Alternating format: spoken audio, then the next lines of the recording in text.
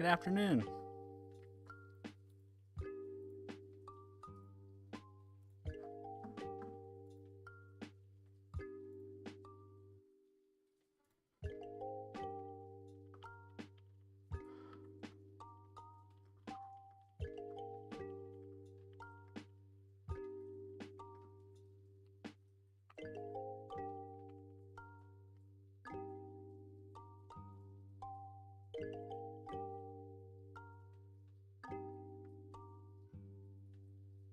Everything okay in there? That's fine. It sounded like you got mad.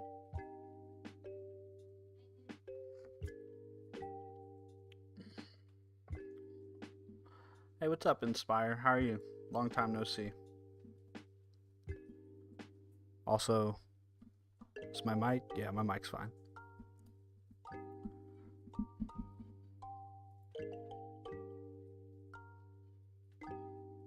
Hello, Butterscotch.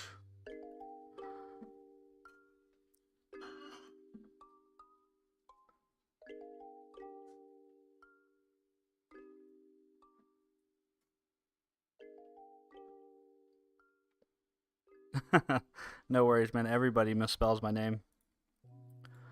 It's been happening to me my whole life. So no worries there, dude.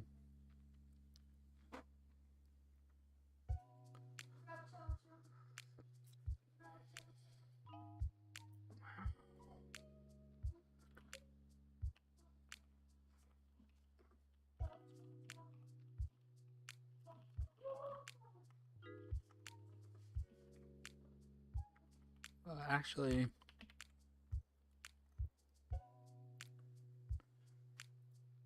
well, actually, yeah, we can do that. Make dir.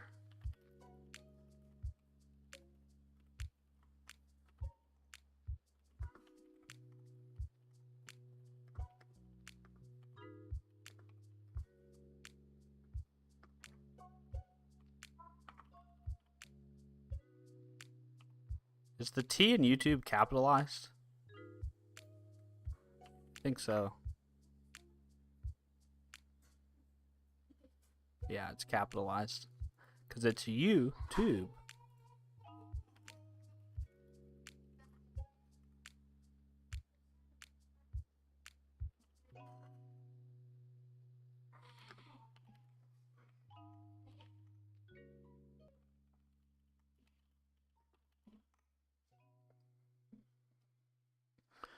Hello, Voldy.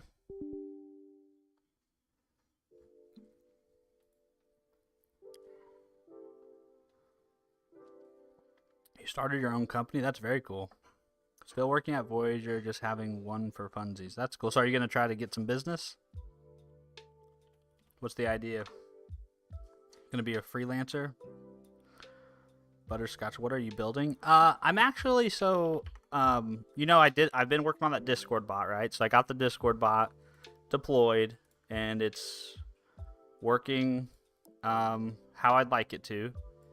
But I have an idea for another thing that I could do with it, which is I want to have it I want it to automatically post to the streams channel whenever I go live. So YouTube has this API called the push notification API. And you can essentially you can basically send a request, subscribe to a channel, and then provide a callback URL, and YouTube will send you notifications or requests to your callback URL whenever something new gets added to a channel's feed, like videos or live streams or anything like that. So my plan is to try to leverage this to basically automate those notifications. So I'm going to have some sort of listener, some sort of webhook URL. When the app starts up, it'll make a request to subscribe or make sure that it's subscribed to this YouTube API push notifications for the channel, and then it'll just listen. And whenever it receives one, it's basically going to check and see if this is a live stream, and if it is a live stream, then it'll publish a notification to my Discord server. So I haven't quite decided where it's going to live, if it's going to be a part of the Discord bot or if it's going to be a separate thing. Yeah, so I'm still kind of figuring out as I go, but as I was sitting last night at my father-in-law's house just hanging out, I was like, you know what, this would be a perfect thing for my bot to do for me.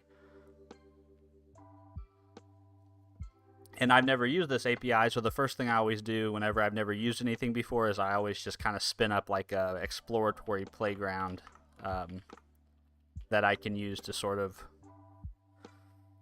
experiment, you know?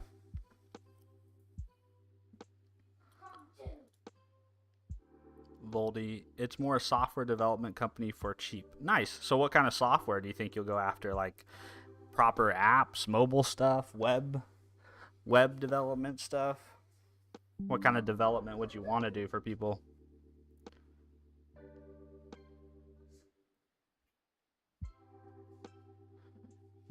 I would love to do some freelancing stuff. I just haven't put much effort into it. But I think that would be a great way to a great way to make use of all this time I've spent learning how to code. Hello, Cyber Dude. How are you doing? Good to see you again. Thanks for coming back. Voldy, I finally sifted through the pile of 10 applications and sent emails awaiting replies. Web plus PC, no mobile. Okay, nice. Very cool. So 10 people already like reached out to you about development? That's pretty awesome, man. Like inbound leads like that that's incredible.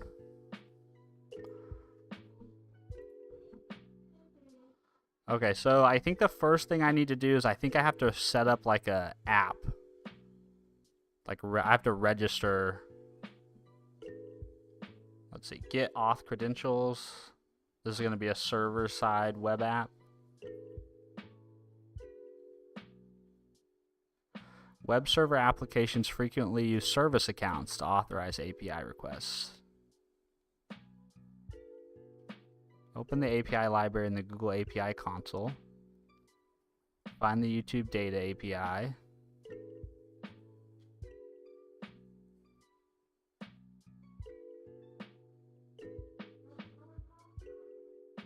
Oh, I hate this. I hate this part of working with Google APIs.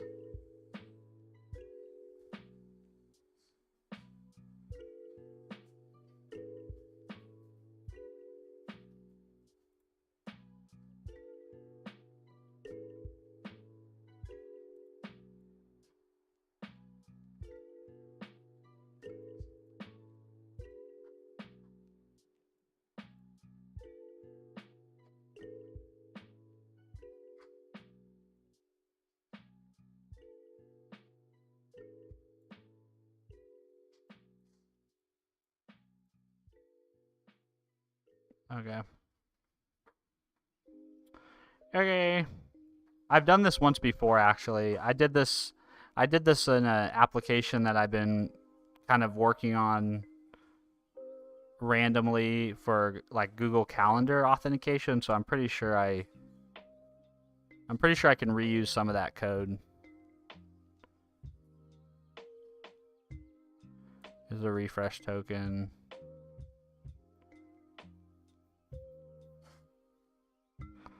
Okay. So first things first, we gotta figure out the auth, man. This is the worst part. I wonder do you think this needs authentication though? Let's see. Is this actually do I need an authenticated?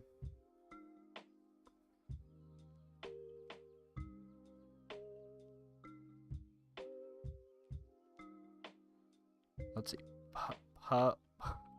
Pub sub hub bub YouTube. Do I need authentication?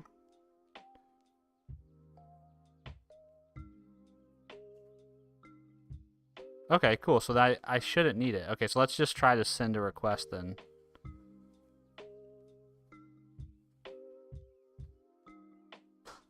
I guess I need my channel ID, don't I?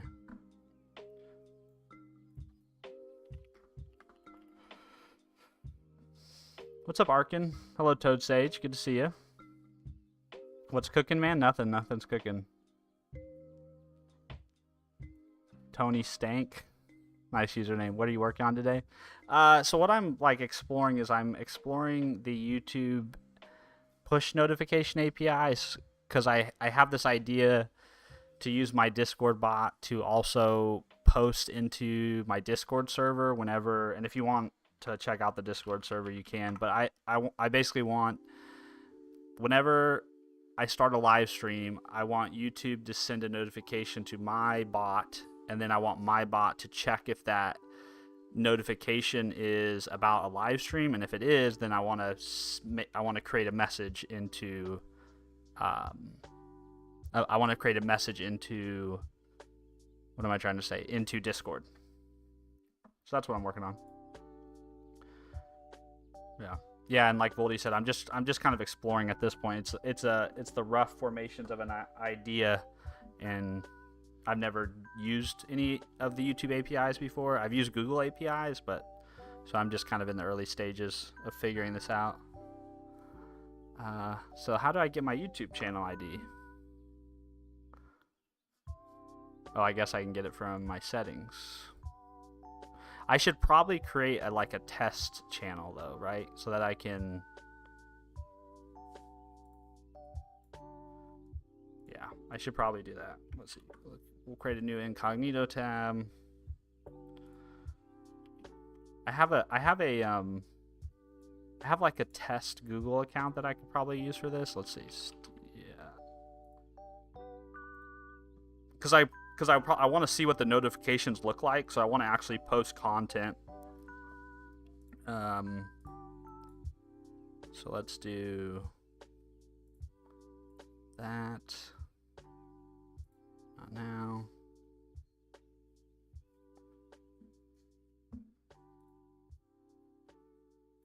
Let's see, Stephen Freeborn test.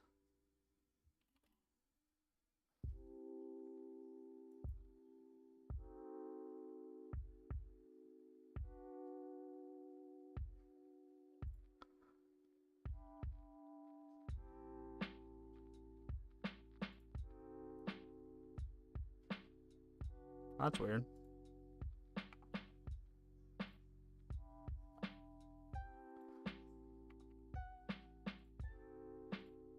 There we go. Okay. So I've got a test YouTube account here set up. I guess I need to go to Studio here. Alright, there's nothing here at the moment. But I should be able to get my channel ID.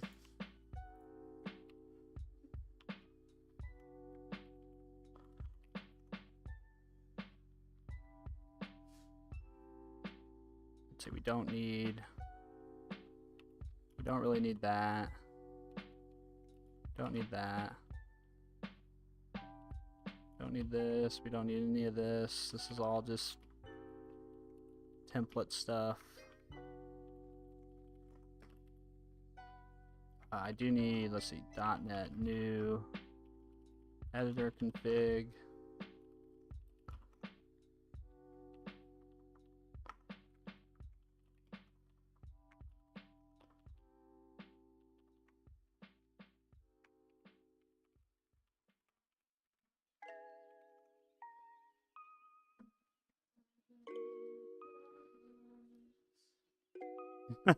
Incognito. Real men let it in its cookie stay in history. Well, I want to be able to stay signed into my YouTube account. I don't want to have to switch back and forth in the other browser windows. So incognito it is.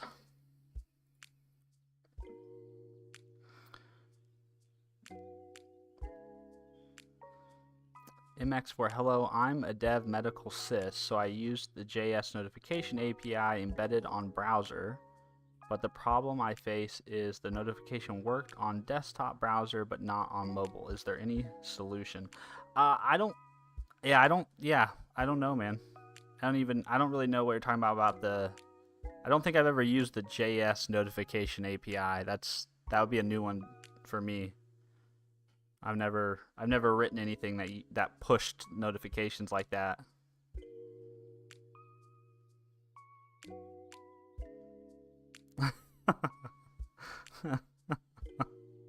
Well, that's true. I do use my YouTube history a lot. The YouTube history saves me many times. But for the purposes of what we're doing today, I don't want to retain any of that history. Okay, so we can now write that out. I'm not going to worry too much about the styling. All this is going to be throwaway code anyways. Okay, so the first thing we need to do when this application starts up is we basically want to make a request to... yeah, so let's try to do that.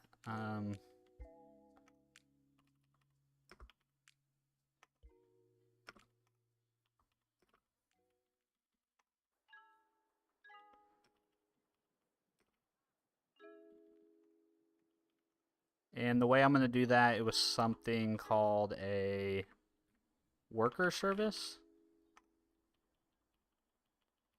Let's do internal. It's an internal class. And we'll just call this subscription worker. And this is going to be an I-hosted service that needs to be implemented. I don't care about doing anything, at least right now. And then what I want to do here is this is where I want to actually do the subscribing. So we'll come up here and we'll say builder.services.add hosted service. Whoops.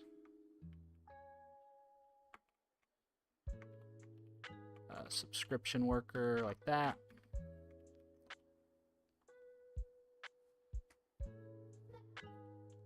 Oh shoot, I just had an idea and now I lost it.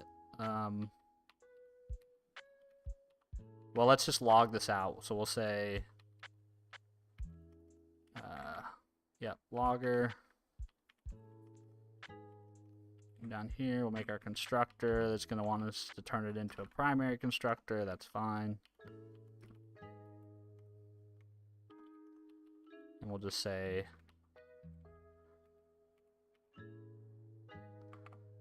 we'll just say, what do we say here? We'll say subscribe to notifications like this.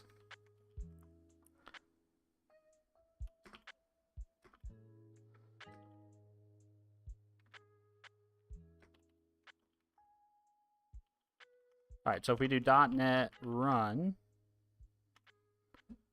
we should see one log message. Yep, right there. So that's where we'll subscribe. Okay, cool.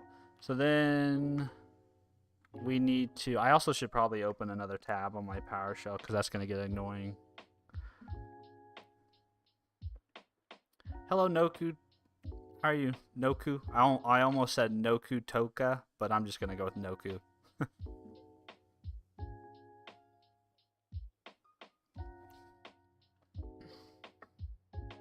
Oh, interesting. Perplexity crashes on you when you don't use incognito? Interesting.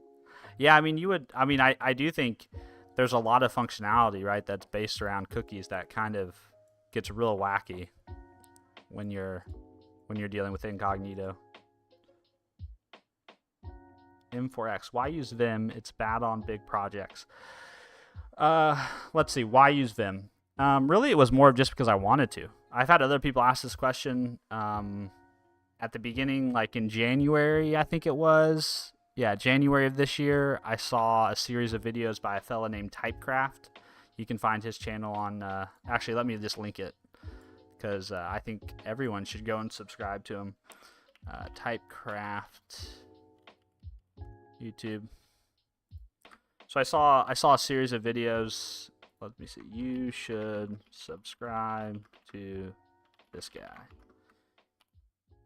And he had a series of videos that basically walked through setting up NeoVim from scratch. And it was very helpful. And it was the first time I had seen somebody configure NeoVim in a way that it looked like it could be a potential alternative to VS Code. And so I was like, let me give this a go. So I've really just been doing it for fun. In terms of it's bad on big projects, I can't speak to that myself. I don't know what you would consider big projects, but I guess for me, I would be thinking a big project is like, like a .NET solution with like 50 or 60 projects, that type of thing. I don't work on anything of that size really. So I haven't had any issues with it. I've had fun. It's definitely, the biggest takeaway for me has been Vim motions. So I've really enjoyed becoming more proficient at like kind of a keyboard centric workflow.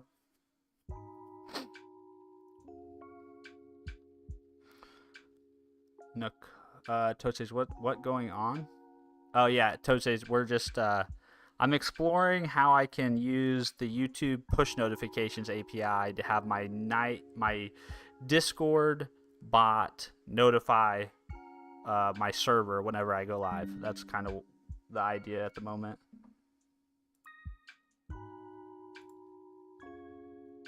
Arc and Typecraft to go. Yeah, his content's fantastic. He deserves every view, every subscriber.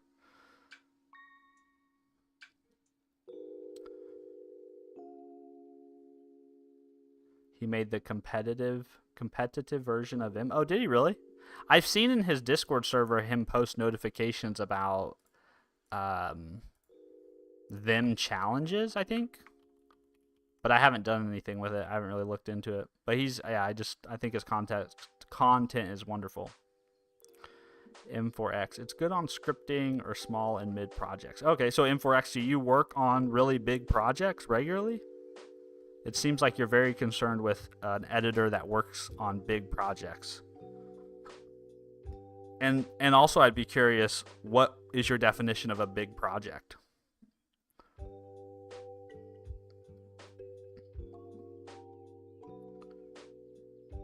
Noku, thanks for sharing Oh My Posh. It's super cool. Yeah, Oh My Posh is very cool. I mean, it's kind of a blatant sort of copycat of Oh My ZSH, right? I mean, but it's nice that people who like to use PowerShell now can have a terminal experience and a customization similar to what people get with Oh My ZSH.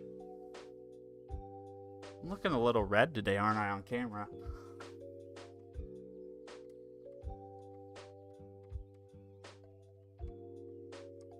Kind of doomy and gloomy outside today.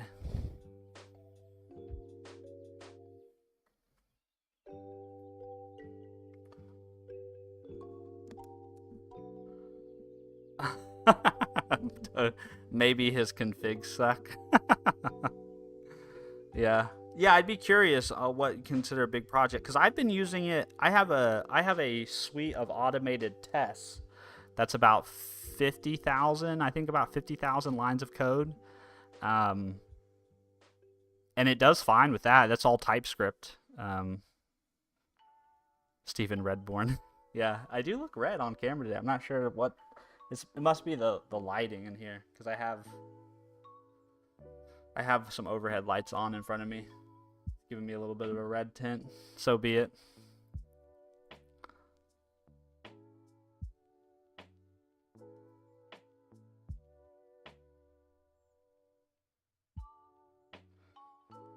All right. So now we need to actually make a request here, don't we? So let's go. What does this look like? So this is the request we're going to make.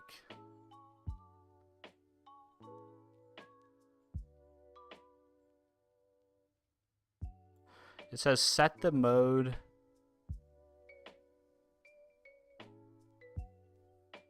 Set the mode to subscribe. or set the mode to unsubscribe to cancel a subscription.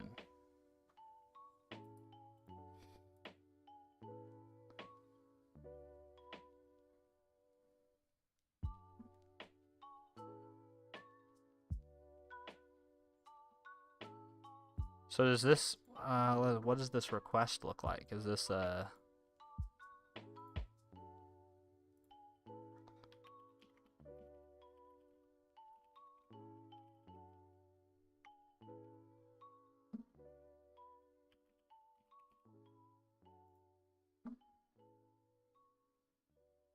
is it a form?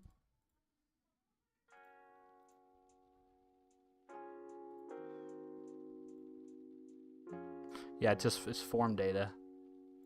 So callback, topic, verify mode. Okay.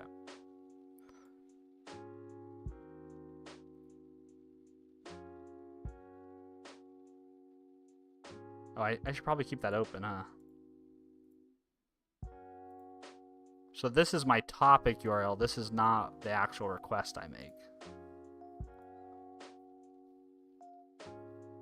Well, that's clear as rain. Or I guess clear as mud is what I should say. Shoot. Where was that?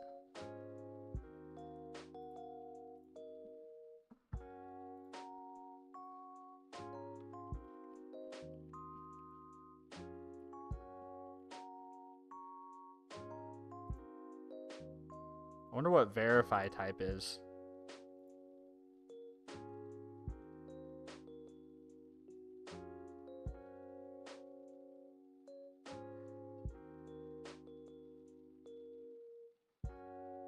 I'll just leave it as the default. So, all right. Well, let's see if we can get a response from this thing.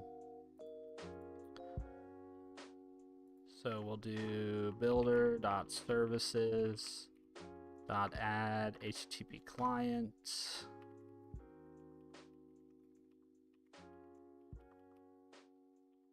Okay, and then in here, we will inject a client.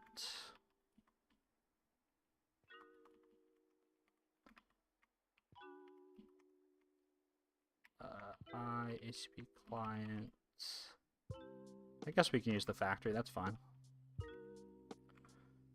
Also, I'm going to disable Copilot because I have something coming up this week and I don't really want to be Copilot pausing all the time. Okay, so we'll say var client equals underscore HTTP client factory dot create client.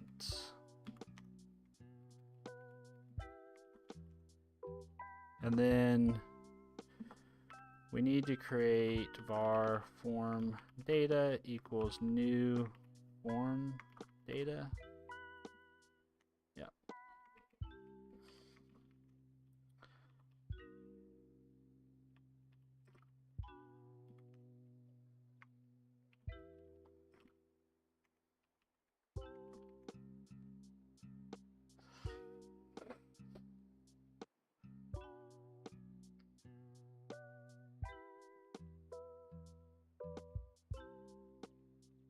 Yeah, I haven't experienced slowness in NeoVim myself, but maybe I'm just not working on projects of the correct size.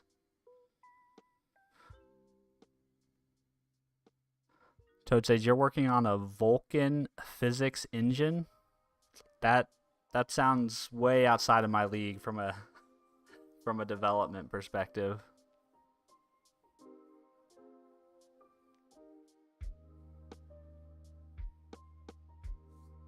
Ikchika, what is the best code editor? And if I downloaded, is it safe even when I run dumb thing like code? I think probably the best editor to start with is probably VS Code, right? That'll let you pretty much, you can build, you can use it to build and write whatever language or programs, whatever on whatever framework you want to. Really, it'll pretty much enable you to do just about anything.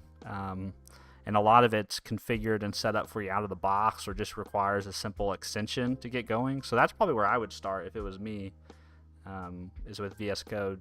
I personally, the first editor I ever used was Visual Studio, and that can be a little overwhelming. That can feel like you're inside of the cockpit of a F-16. But yeah, I think VS Code is a good place to start.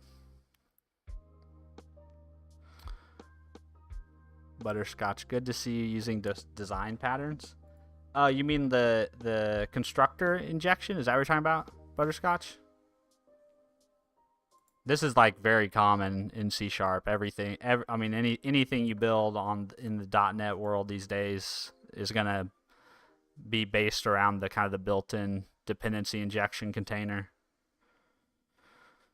And the HTTP client factory, I can't take credit for that. That's something that the .NET team provides out of the box, because they do a bunch of internal management of not the HTTP client, but they do a bunch of internal management of the HTTP message handlers to basically make things performant, and so that you don't run into things like socket exhaustion and things of that nature.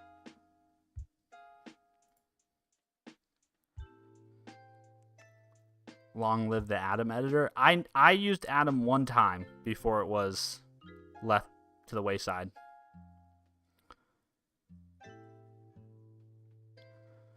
Toad says, nah, man, those are pretty basic stuff of school level math for now. Things like linear transformation and all. Yeah, I mean, my math days are so far behind me. I'd have to do a lot of studying to probably get caught up again.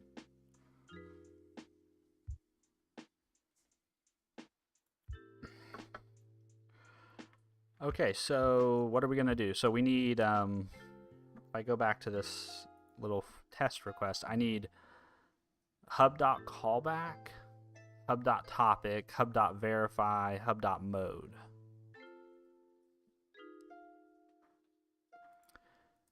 So we will say form data dot add. Actually, I think I can do this all in the constructor, can't I? Pretty sure I can do it in here.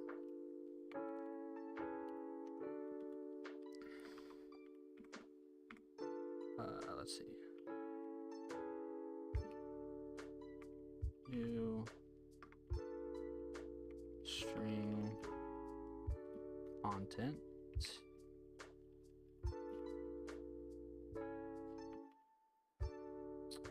Oh yeah, I need a field. Let's see, .NET multi-part form data example.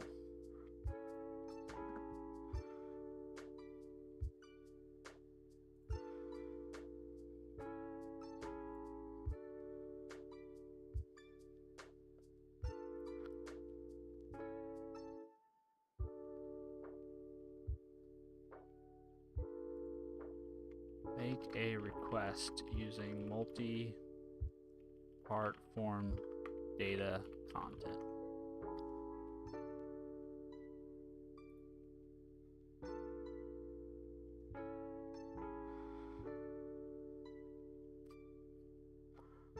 Maybe I can't. Maybe I do have to do it with the add method. Okay, so we'll say form data dot add. And this is going to be hub.callback. Hub.callback. And then this is going to be new string content. And for now, we'll just say test.com, like that.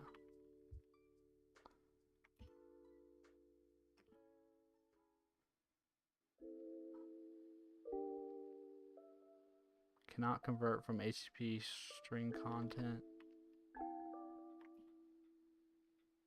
Oh. Like this.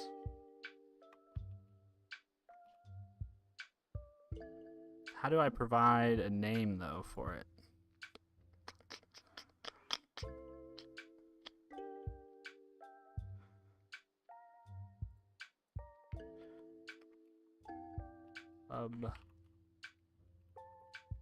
There we go.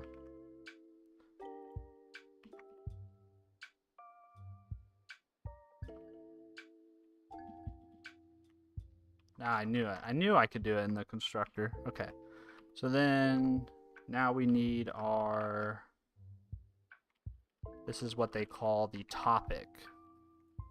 Hub.topic is what they call this.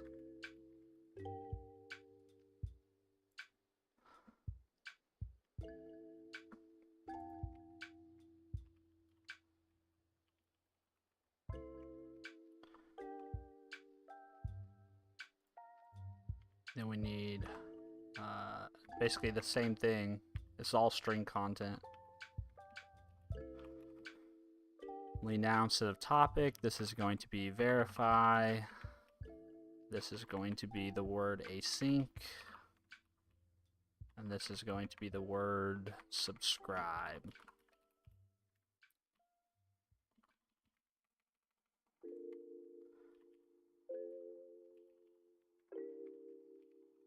Okay. And then I can say var response equals await client dot host.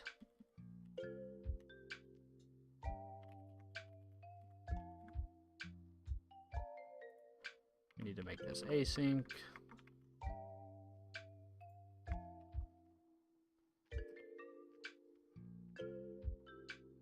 Oh, we need the URL, don't we?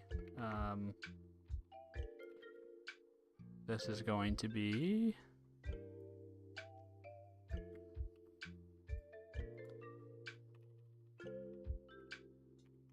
var URI equals new URI.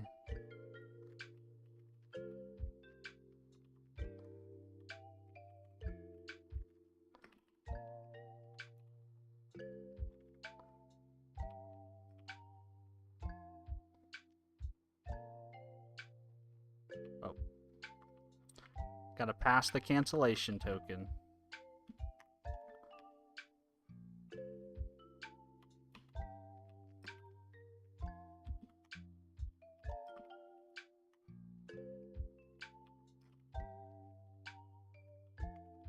All right, we're getting close here.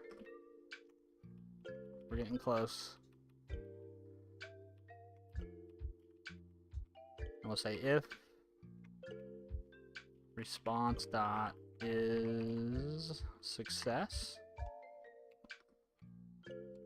then we'll log that. Otherwise, we'll say logger dot log information failed to subscribe.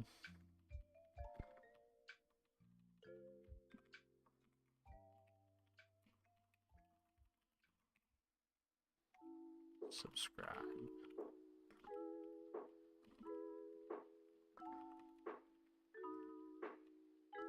All right, now let's see what happens.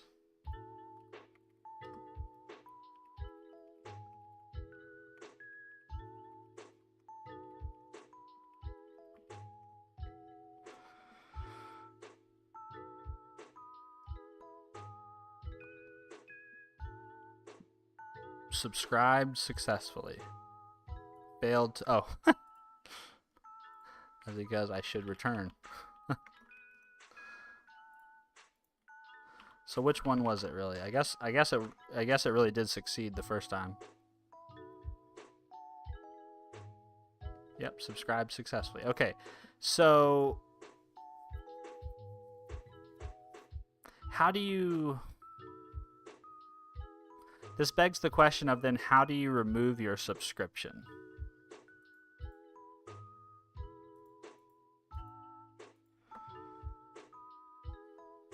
Right? Is that just me thinking that?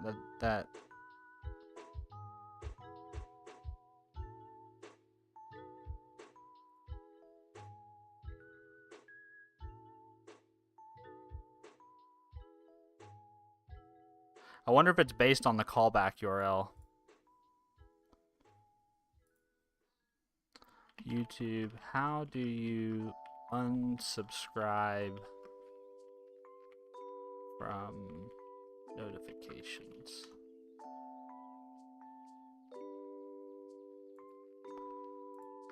Using hub sub hub bub.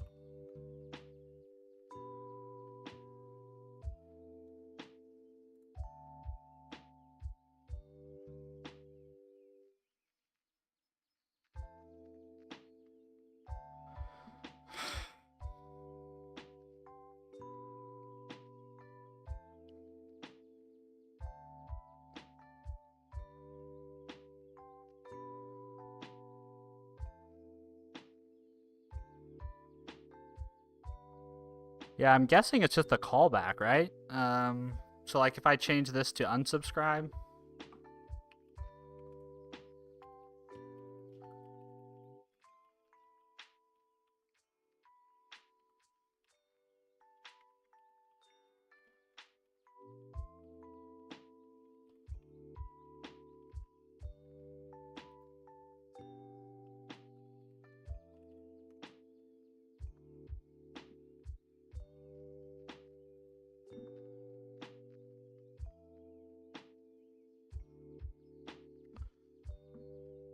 So unsubscribe successfully.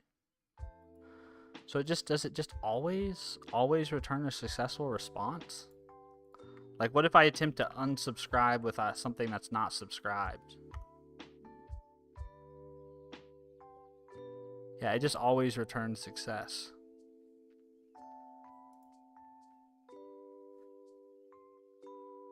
So what happens if I set that to synchronous?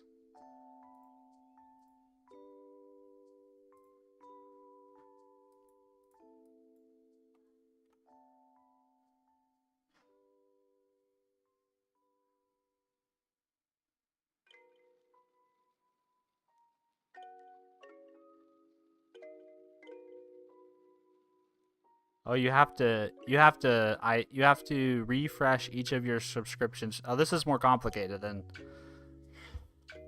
Let's see.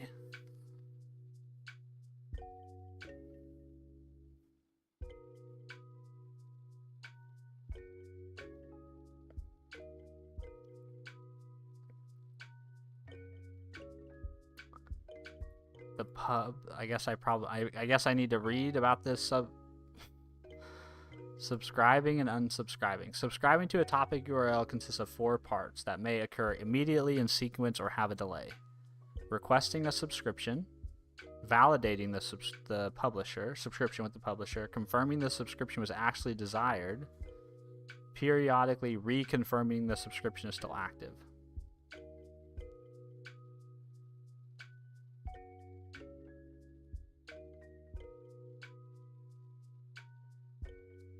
Okay, that's required.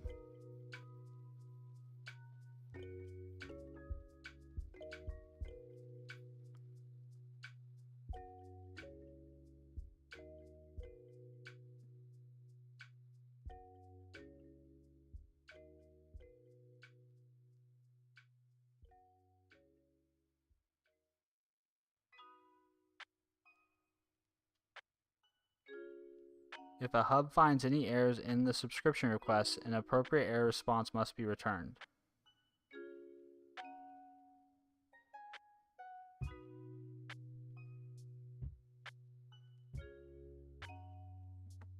Well, I didn't think I'd be reading RFC docs when I sat down to do this.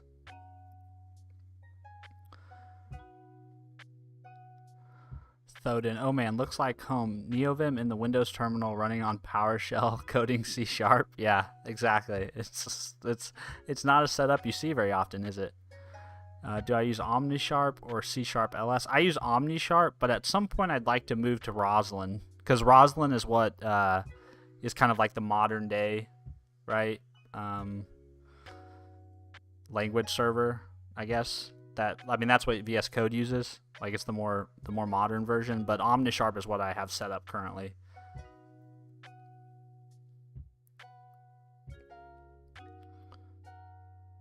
Yeah, keep insects out of your house, man. That's you don't want insects in your house.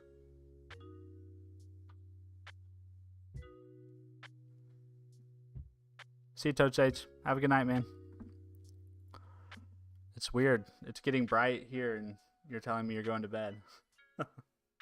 I'm gonna turn off this light because it's light enough now. I don't think I need it. I'll be right back.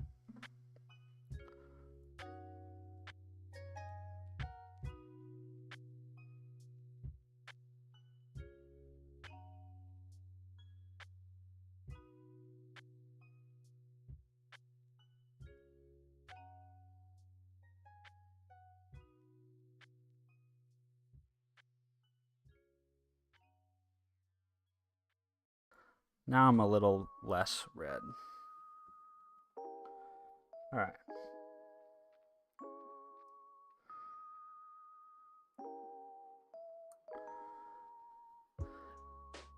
sit down to do a silly little push notification project and end up reading RFC documents. This is the way. This is the way.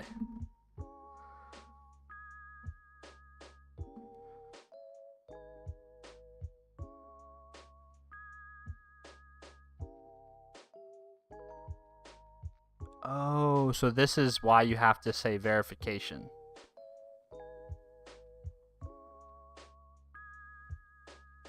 The hub verifies a subscription request by sending an HTTP GET request to the subscriber's callback URL. This request has the following query string arguments. The hub determined number of seconds that the subscription will stay active before expiring. Measured from the time the verification request was made. Hubs must supply this parameter. This parameter may be present for unsubscribe requests and must be ignored by subscribers.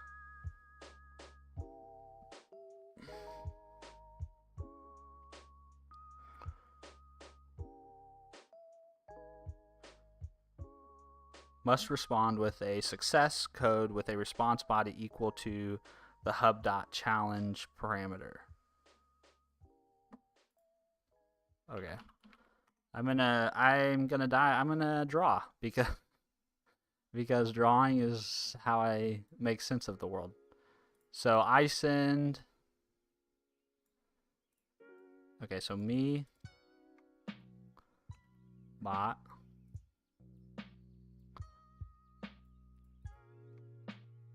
YouTube. Okay, so I send this.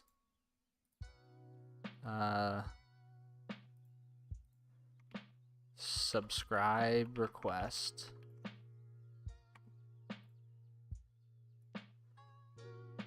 They then send back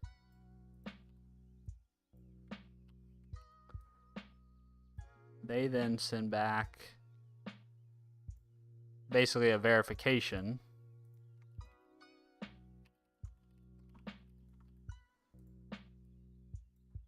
And then I need to say, yep, that was me. Yep, that was me.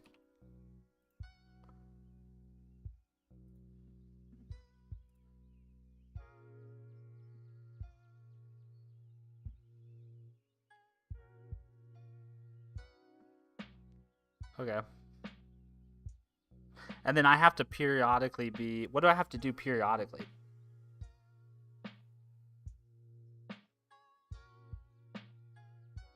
To sustain a subscription, the subscriber must re-request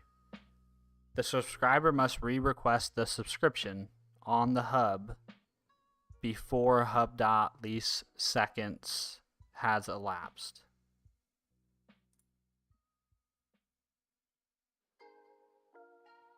Okay.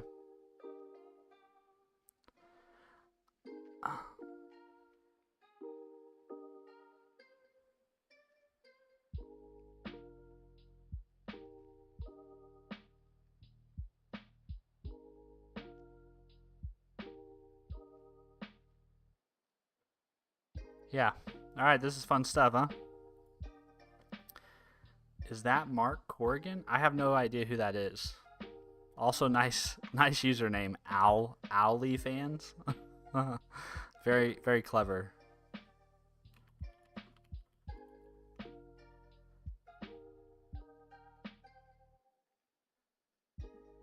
I could see how you might think I look like that guy. Yeah, I can see the resemblance. I've never heard of that. He's an actor from a show called Peep Show. It's a British sitcom. Are you British? Tell you what, we get all kinds of random stuff in the chat here.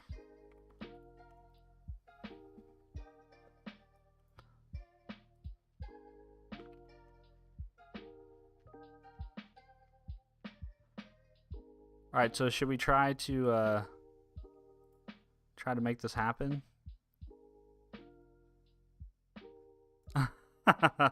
Voldy just complained about. Let's see. I'm so sorry. He's being unhelpful. That actually, I should probably wire up the bot to like an LLM. And then people can just talk to my Discord bot and then it'll just pass it through to Gemini or Claude. British? My YouTube username is AliFans and I'm British.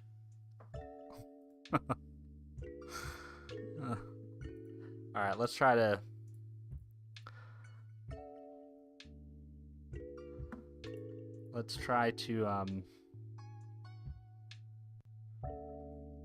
So I guess we really do need a callback. Is what we need. Alright, so we'll set this to... This is actually going to be difficult because this is not difficult. We're just gonna... This is a little complicated because whenever you're dealing with webhooks locally, you need some process to expose externally.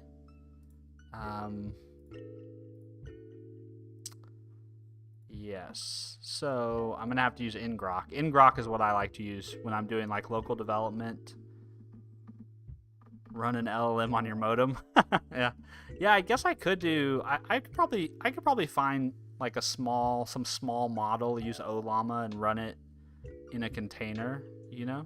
Like a really tiny LLM, one of those like 8 billion parameter models. I don't honestly know how it would perform on my VPS. The latency would probably be really, really bad. But it would be kind of fun for the Discord bot to actually chat back, right?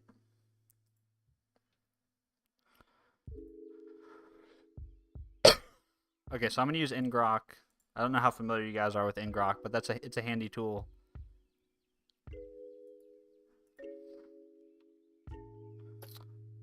All right, well, let's see. We're gonna create a new section here called callback options. And we'll have one called URL or base URL.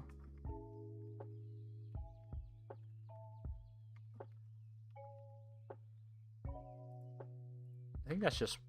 Is callback... Yeah, callback's one word, right? Callback. Yeah, one word. Okay, so then we just need our base URL. I'm going to set that to something from ngrok.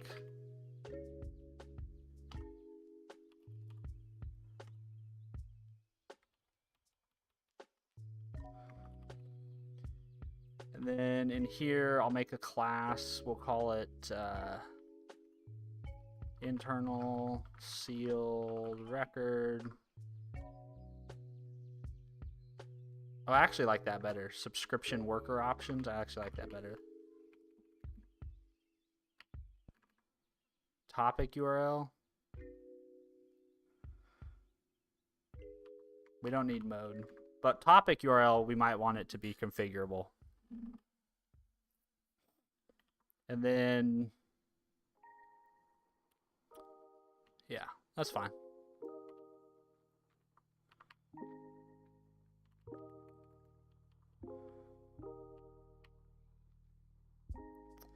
Then we'll say up here, we'll say var subscription worker options.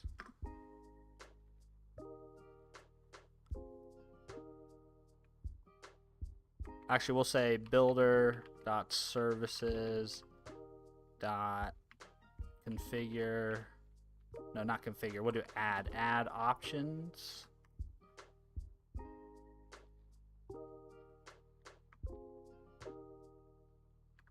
And then I think we want builder, not configuration,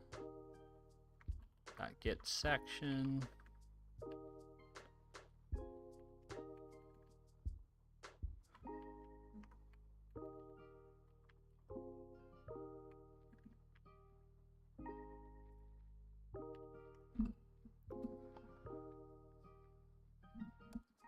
Yeah, there's no way I could run it on my modem.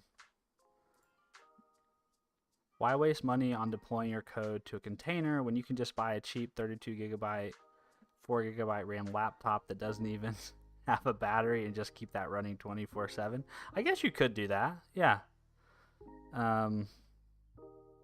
But right now I don't have to spend any money deploying to containers. I just deploy it on VPSs, and both of the VPSs I have are essentially free, aside from the electricity I pay to power the one in my house.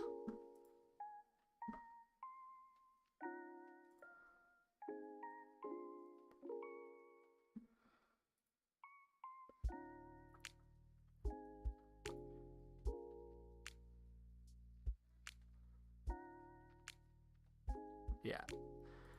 So what I want to do is I want to say add options of type subscriber, and then I want to bind configuration, name of. I've never seen these before. Validate data annotations. And you can validate it on start. Those must be new to .NET 9. I don't think I've used those before. Options, validate data. No, validate on start. That seems new.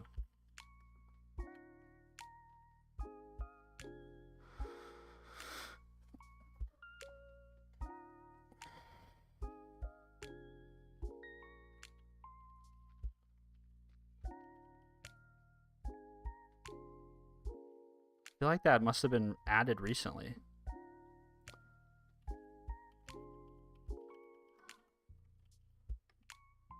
Was that added in .NET 9?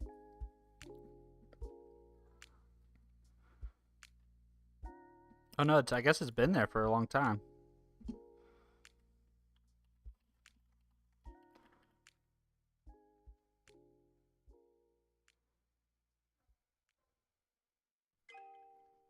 Starting with .NET 9, you can use an alternative API, add options with validate on start.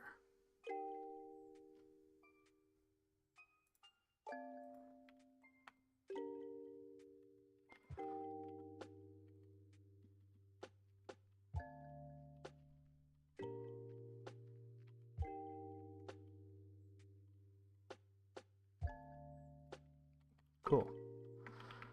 Which means now if I add some annotations like required,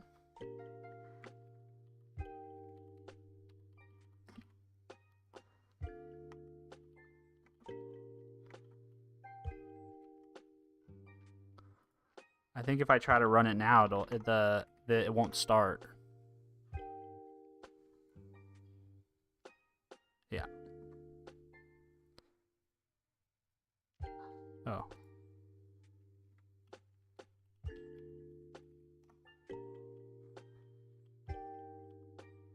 What's it complaining about?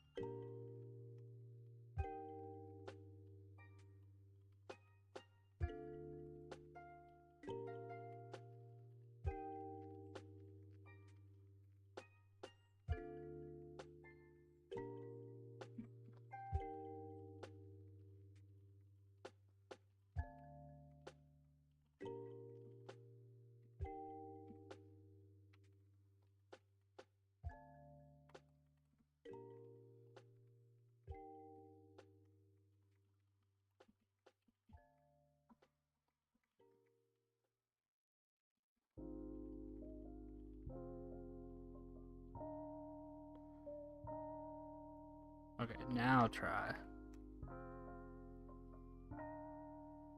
Yeah, okay, so that failed because it failed validation. That's what I want. Okay, so now what we need to do is we need to inject this into this class. We need to say I options, and then we can say private read only subscription worker options like that.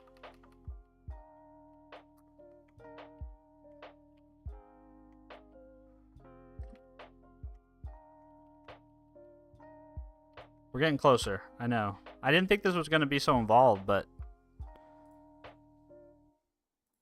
it's a little bit more involved than I thought it was going to be. See you later, Noku. VPS is virtual private server, is what a VPS is. It's basically, I mean, it's basically just an Ubuntu box. There's what I use. I just use Ubuntu server, and then I install Docker on it, and then I just run containers for all my stuff.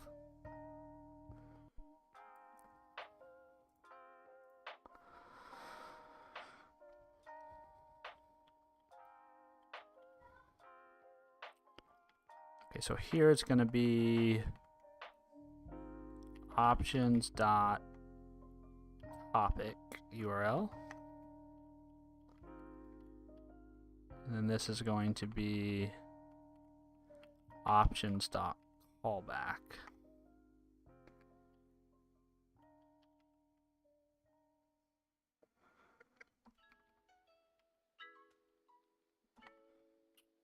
And actually, this is going to be a string, interpolated string.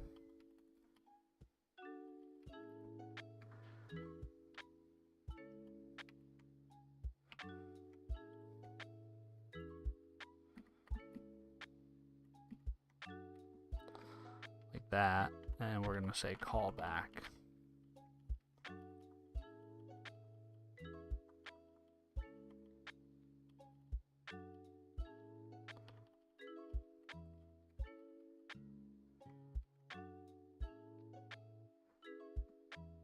All right, great. And now I need to actually add an endpoint. So we'll say app.map post, I think is what they send. Let's go back to that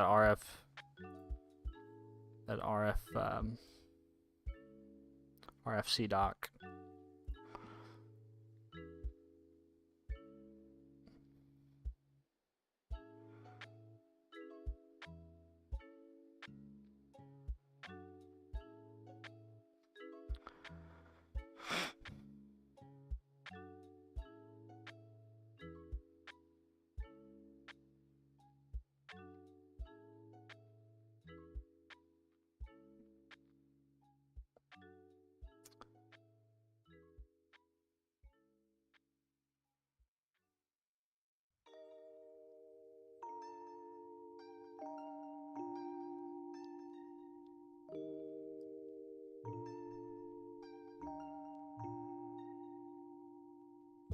Okay, hub verifies intent from the subscriber. The hub verifies a subscription by sending an HTTP GET request to the subscriber's callback URL as given in the subscription request. This request has the following query string arguments appended.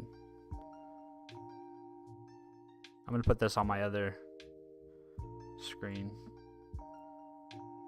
Butterscotch, let's go. It's only 2 of us now. Oh, I appreciate you guys hanging out.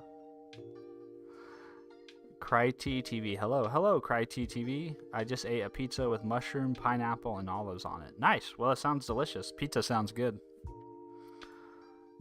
I kind of like chicken pizzas. You know, like chicken bacon ranch, those kinds of pizzas. Not a big traditional pizza guy.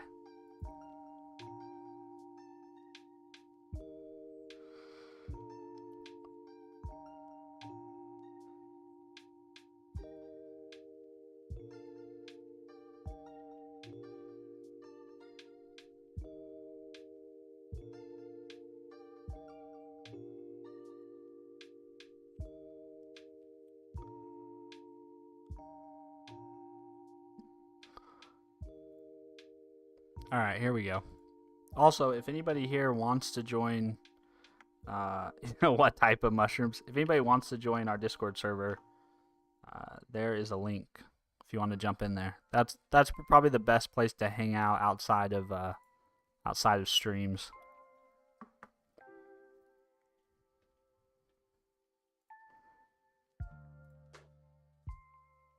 Also, I kind of want somebody to join the Discord server so that I can watch my bot actually do the one thing it's programmed to do at the moment, which it just welcomes new people to the server. Let's see. Okay, map get. We're going to have callback. And then we need... Is that what we need? I think that's what we need, but we don't need to use the HTTP context. We can just bind these things directly. So we will say from query.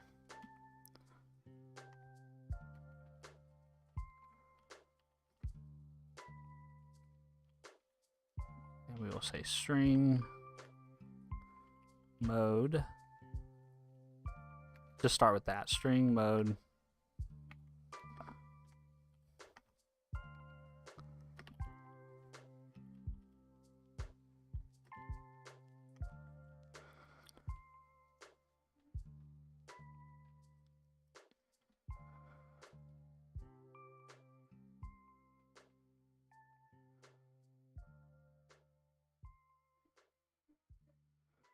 So the subscriber must confirm that the hub topic corresponds to a pending subscription or unsubscription that it wishes to carry out. If so, the subscriber must respond with an HTTP success code with a response body equal to the hub.challenge parameter.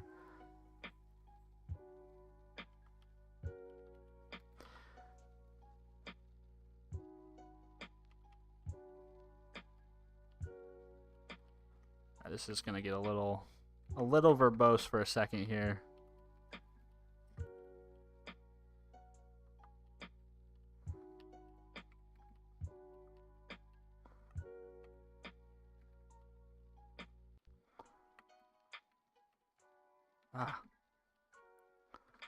Copilot, stop.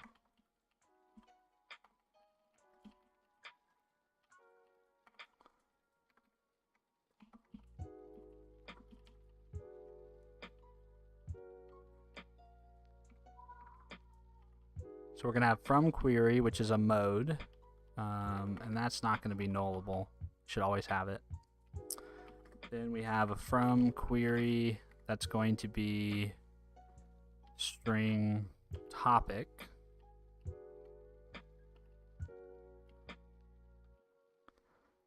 Topic, yep. And then we also have a challenge. From query string challenge. That. The unfortunate part is we're going to have to give all of these special names for binding. Otherwise, it's not going to bind correctly. So this is actually going to be hub.mode.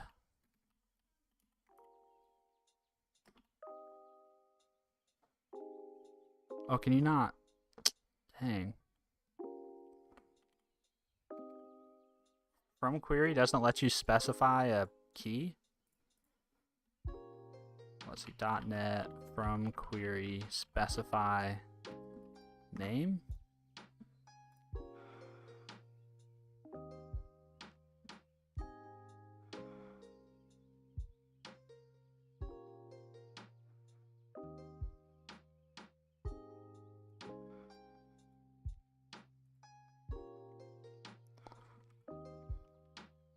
There we go. Hub.mode. Then we need name equals hub.topic.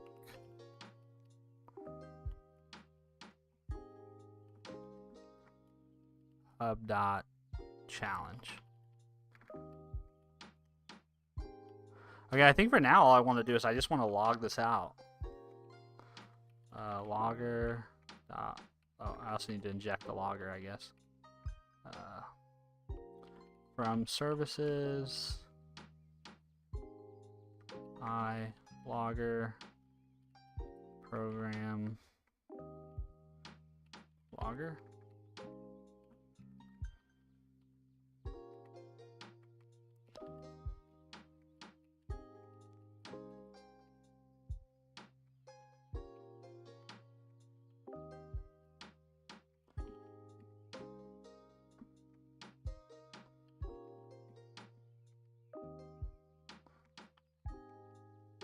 then challenge like that.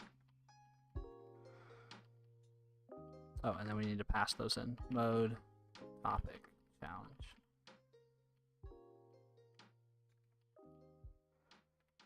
And then I guess we'll just return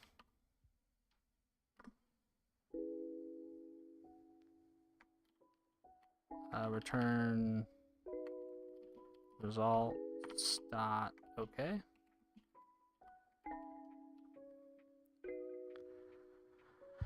Okay, now that we have this mapped, we have to also expose this publicly so that we can actually receive the verification request. GDBT0623, what are you building? I'm not really building anything at the moment. I'm just trying to understand how you handle subscribing to push notifications for YouTube. So YouTube has this this ability to basically say, hey, for a given channel or really a given topic, it seems like I want to receive notifications when somebody, in this case, what I care about is whenever a new video is posted to my YouTube channel, I want to be notified of that. And then I'm going to take that notification and I'm going to translate it into a Discord message that my Discord bot can publish to my server. That's the idea at the moment, but I'm really just trying to figure out how you do the subscription and how you manage that, right? This is much more of an exploratory kind of learning, figuring things out type of session, rather than I know exactly what I'm going to build and how I'm going to build it. This is just really my approach to learning new things, right? If I want to use a new service or a new API, or a new technology, I typically give myself time to just sit down and explore it and kind of build a playground, screw things up, break things, get a good working mental model of it, and then actually try to implement that in like a very concrete way to actually accomplish whatever it is I set out to accomplish. What language is this? This is C#. You can usually tell what language I'm writing by looking at my my Lua line at the very bottom there. It's C#.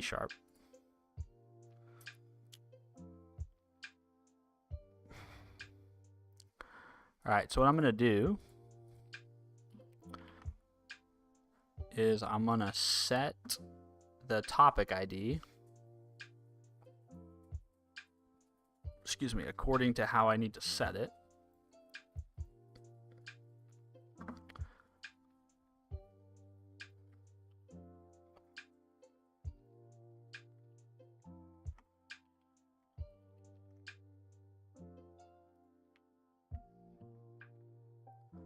And let's see, my channel ID.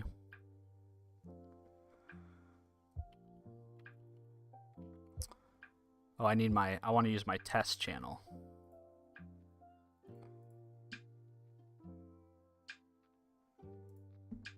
Where's my test channel ID? Guessing I can get that from YouTube Studio. Let's see. Channel. Permissions.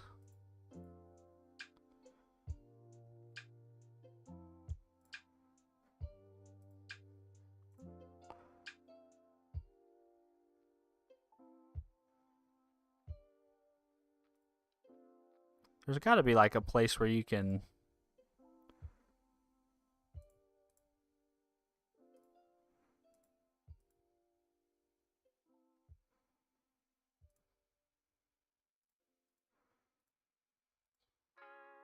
I wonder if it's just is it just the ID that's in the... Let's try that.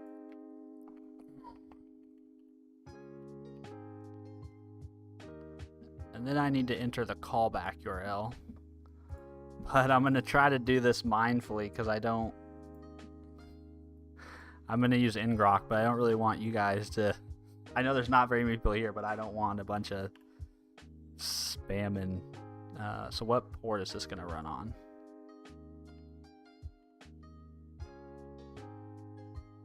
This runs on, oh goodness, I opened up the search. I never know how to exit that search whenever I enter it in Tree Sitter, so I just close NeoVim. Okay, so properties, launch settings, 5252. So that means I need to say ngrok.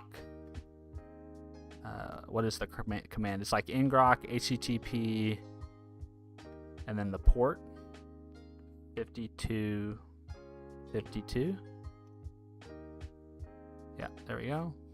Oh, there's an update for ngrok available.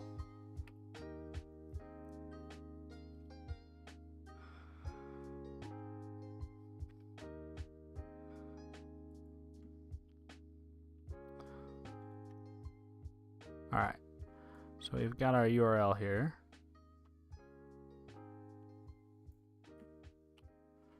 And we're gonna set that off screen.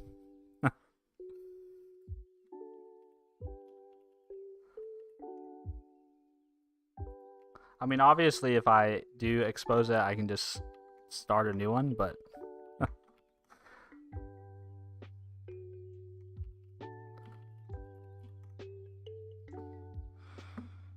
all right. So now so we got ngrok running.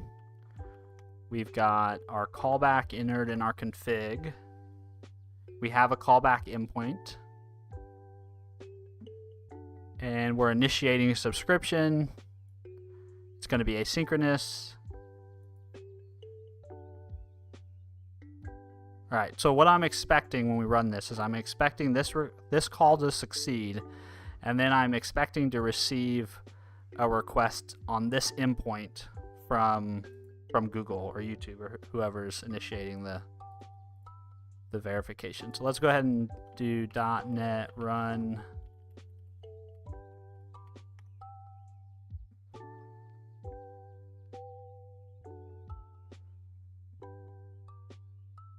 Okay, so it made the post request. Failed to subscribe. Okay, so why did it fail to subscribe?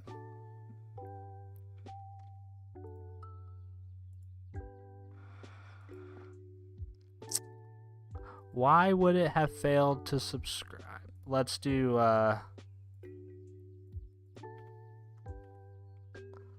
whoops. No, gosh dang, Copilot. You're really Copilot's really working me over today. HTTP content equals await client response content dot read a string.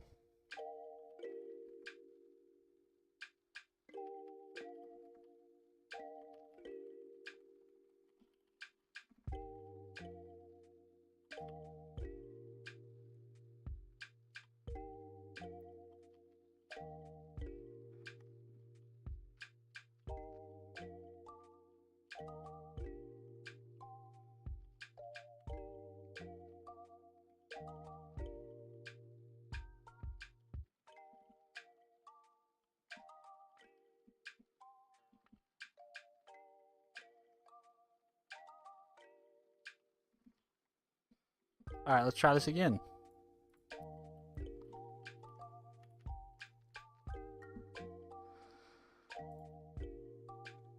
Let's see, invalid parameter, hub.callback must be a valid URI with no fragment and optional port in ranges.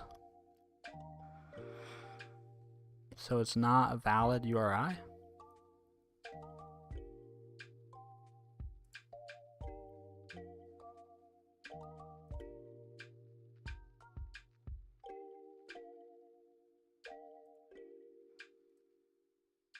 Did I not enter that correctly?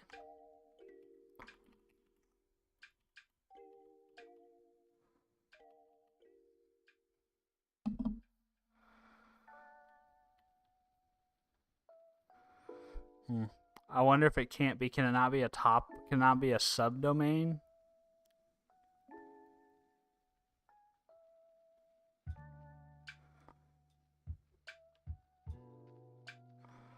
Okay, what if I do this? What if I do...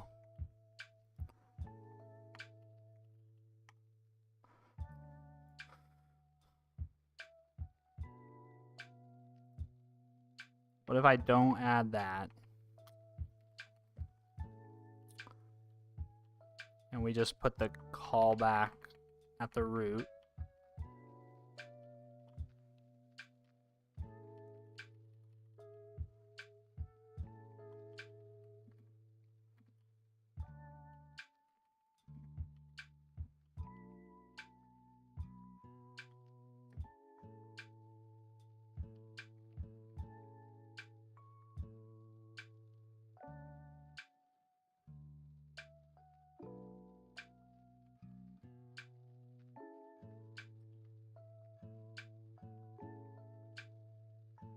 Oh, whoops.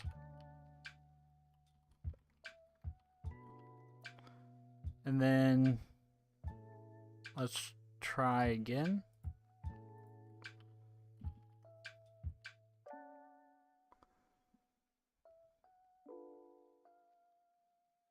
Yep. Let's see, fail. Yep. Subscribe. Okay, that worked.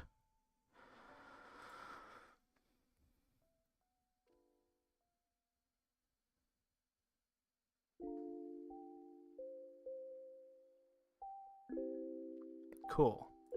So now what I have to do is I have to respond, but I have to include the challenge.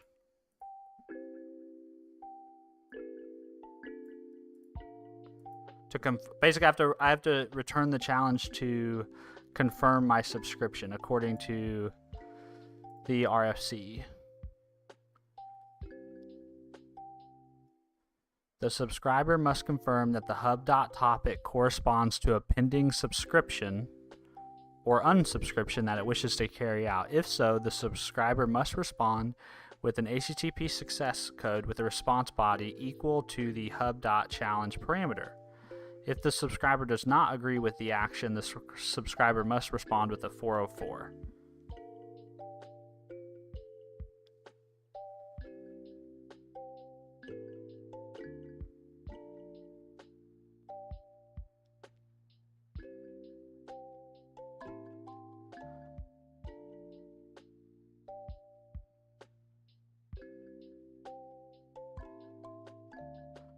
Alright, so I think this is roughly all working as it should. I think in order to now confirm my subscription, I need to say challenge, like that. And so theoretically, what this should mean is that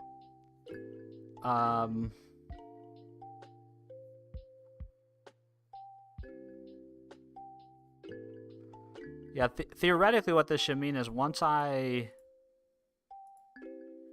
have subscribed, I should start receiving updates at this endpoint. So I should be able to then test adding a video to my test YouTube channel, and I should get some sort of update to that endpoint is what should happen. Ijika, what is the best code editor if I downloaded it? Ijika, you already asked me that. You asked me that same question not too long ago. VS Code is what I would go with. Nice username, Anis. What language is this? This is C#. You can usually tell what language I'm writing by just looking at the Lua line status bar. C#. Aryan, what's the schedule of coffee plus code plus chat? I mean, basically the schedule is whatever I determine the schedule to be, which I know is not great for viewership, but yeah, it's just so it was during the school year while my kids were at school. I basically was trying to go live during my lunch at 2 o'clock each day for about an hour. Now that my kids are out of school, it's probably going to be in the evening time. After they go to bed. So it'll be more like 8 p.m. Central Standard instead of 2 p.m. Central Standard. And then on the weekends, I just kind of stream whenever I can or whenever it's most convenient for me. Which I apologize that that's the way it is, but just with the way my life is right now, it's not realistic for me to like schedule my life around streaming, you know. If you are interested, the best place to go and see, the best place to get alerted is Discord. Whenever I go live, I always try to post to Discord. So if you want to join my Discord server, that's the best place to check. And that's actually what I'm doing right now, is I'm hoping to try to automate those alerts in Discord with this. Hey, what's up, Tim? How are you? Good to see you, man. Hope you're doing well. Life is good. Yeah, everyone's healthy. Just enjoying the weekend. Arkin, no schedule turn. Yeah, I mean, I hate to, I really do. I don't mean that as like to be dismissive of other people's schedules or times. I mean, I know that knowing when somebody you like to watch stream is live is very helpful. It's just difficult, you know. It's just like with family and a day job, and you know, I always have the best intentions, but then sometimes, you know, like I say I'm gonna stream one evening and then something comes up and I don't. So maybe one day I can build my life around making content, but for right now it's not gonna happen. Anton Ross, what webhook is this? Just joined. The webhook is, so this is we're looking at the YouTube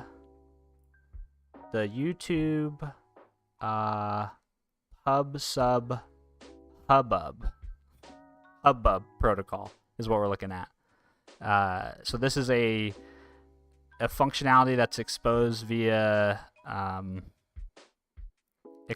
Google, but you can leverage it in other Google APIs like the YouTube API. So you can essentially say you're essentially sending a post request to this pubsub.hubbub.appspot.com. You're basically sending a subscription request to this URL that says, I want to subscribe to notifications for this particular thing.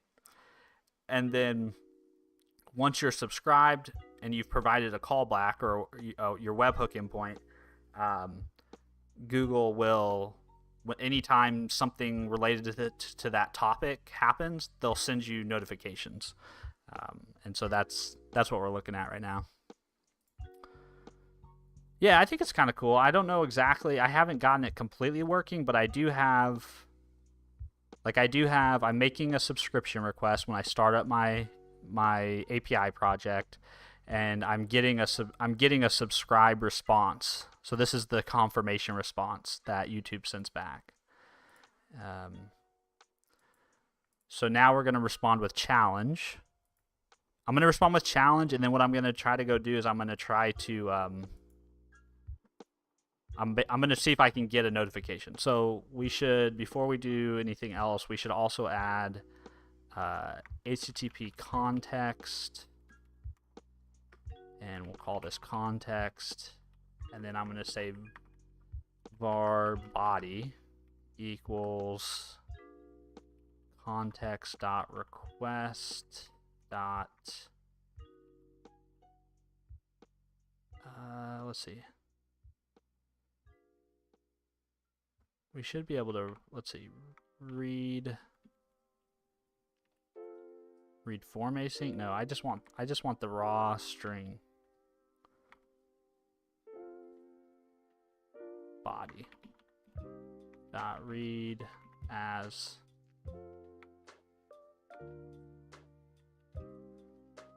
let's see, read body as string. I'm not sure I've ever done this before with a minimal API.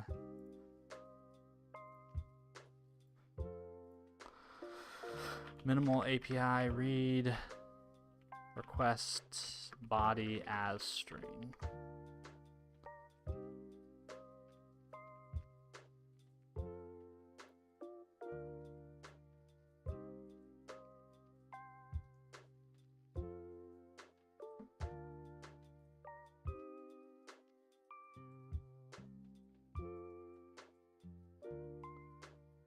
I don't want to read it from JSON. I just want to read it as a string.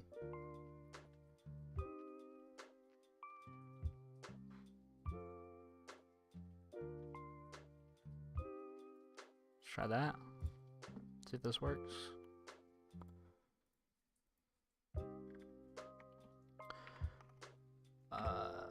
let's see. Do that.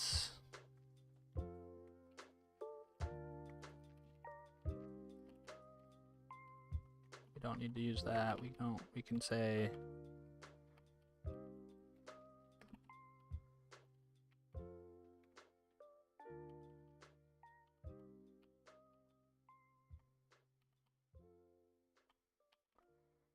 context dot request dot body.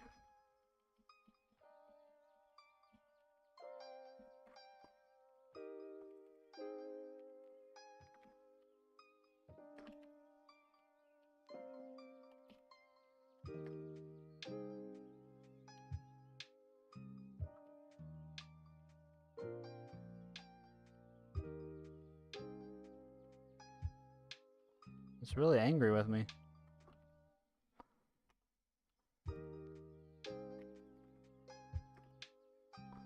And then this needs to become asynchronous.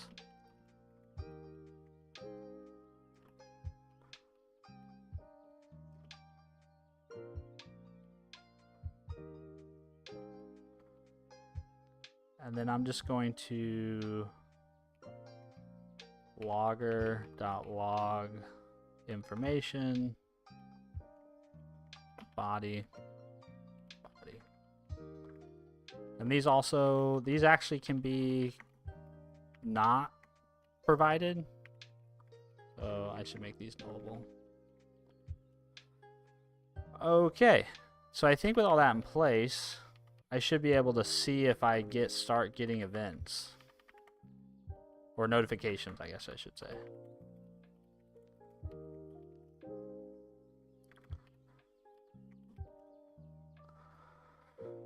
So let's go ahead and close this. Let's also get a let's get like a test video. We'll just do this. We'll just screen record this for a couple seconds.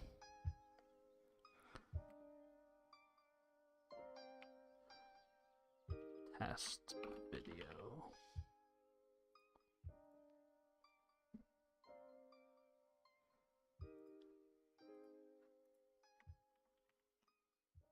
All right, let's give this a go.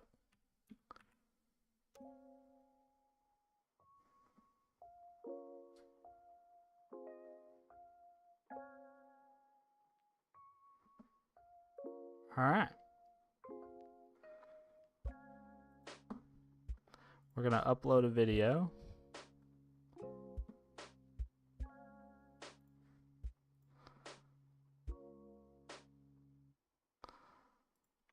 This, oh, and just so you can see what I'm doing, I'm just uploading this test. This is a test.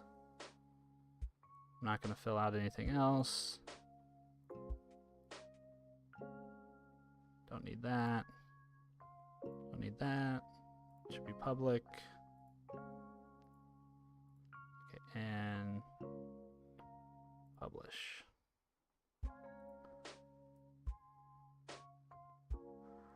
All right, so what I was hoping is I would see a request come through. That's what I'm hoping. I don't know if it's actually going to happen, but we'll see.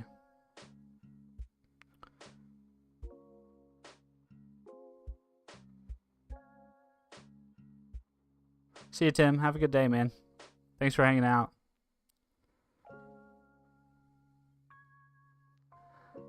Ariane, thanks for watching, man. I appreciate that. I try to keep the vibes chill. So,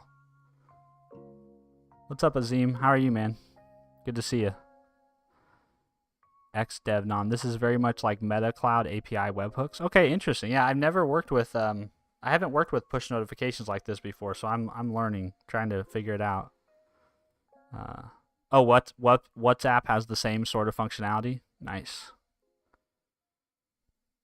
Let's see, aux4. What is language? It's C#. Insensitive appeal. Let A equals 12, B equals 13. Console log A, console log B. Can you guess the answer? Are you I think you're just gonna print out 12 and B there, right? I mean, I guess you yeah. That's what I would guess. Well, let A, I don't even think that will run. Let A equals 12. I mean, that's not even going to run. Because I don't think you have you don't have a declaration for B, but you have a semicolon before B. I don't think that'll work. We can try it real quick. Yeah, it's not going to work. I think if you were to change this to a into a comma, that would work.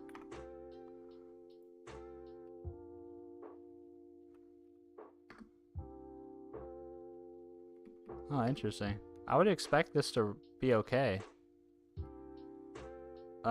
Unexpected identifier console. Is it because I need to put them on separate lines?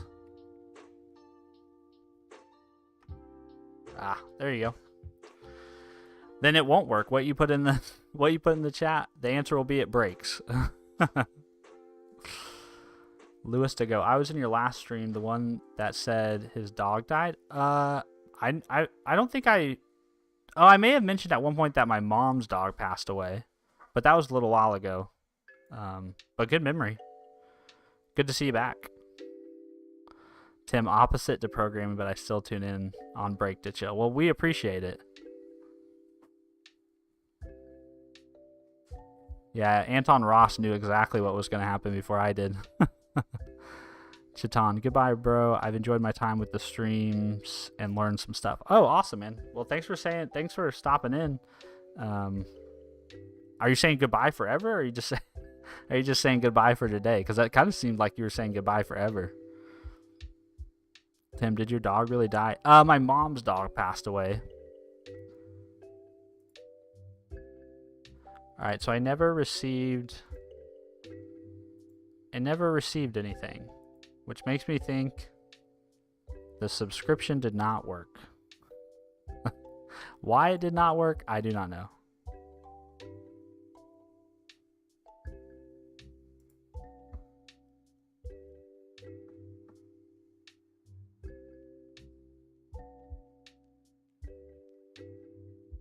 Let's see.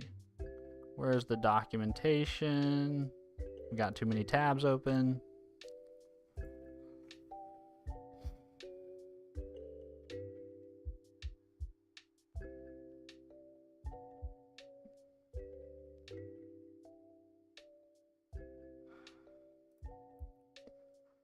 So set up a callback server that can handle incoming Atom feed notifications.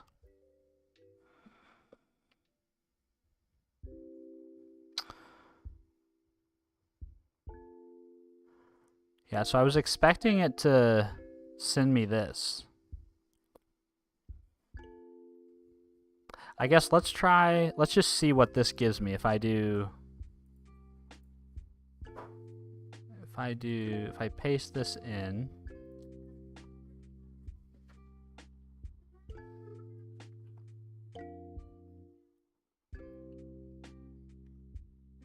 Okay. Oh, that's my actual feed. I want my test feed.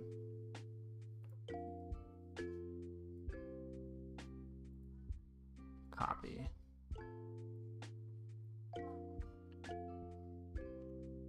Okay, there, yeah, so I do have one entry.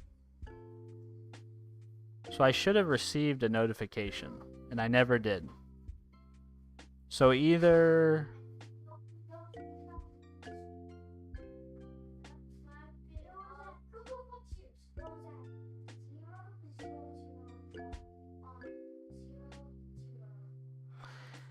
Do you think the callback needs to be a post endpoint too? Atom feed notifications. What method?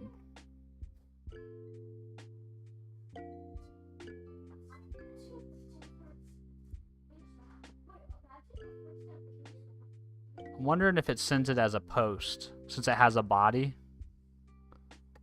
So I'm wondering if yeah, let's try that real quick. So let's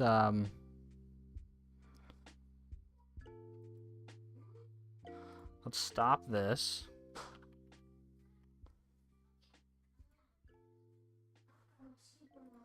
Let's add a app.map post. Whoops, nope, that's not what I want to do. Which would make sense, right? It would make sense for the notification to come through as a post. Let's take these guys and copy them up here.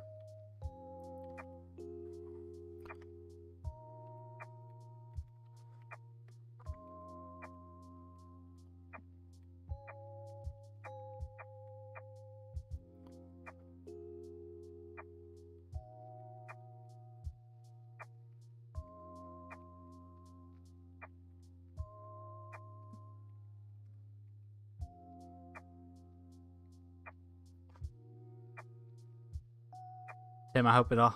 Let's see. Lewis to go. My dog died. Oh man, that's terrible. I'm really sorry. Hello, Dogman. How are you? Anton Ross, is subscription worker a background service? Yeah, it's actually a it's an I-hosted service. But it's an I-hosted service right now, and so that's probably what it will end up remaining. So on start, I'll subscribe. On stop, I'll unsubscribe. But I'll also probably have to have a timer. I'll probably have to have a periodic timer running, because you're supposed to, after so much time has passed, you basically have to like resubscribe, or basically let that pub sub server know that you're still want to receive notifications. So it'll probably end up being an I-hosted service with like a periodic timer that I start and stop when the hosted service starts and stops. And Anton, I think the verification is a get and the message with payload is a post. That is how Meta one worked, which is really similar. Okay, cool. So I'm really happy Anton Ross, Ruse, sorry, I've been saying Ross, Ruse found his way into my chat, because that's I should have probably known that, but okay, cool. So I feel like I'm on the right track then. So let's get this, let's copy this up here. We'll put that there. We don't need this, we don't need this. We can say return results.ok, like that.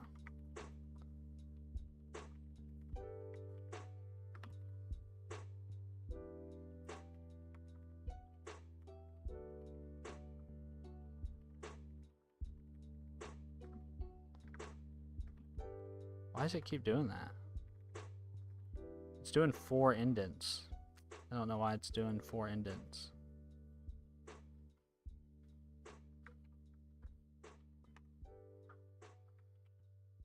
Who cares at this point?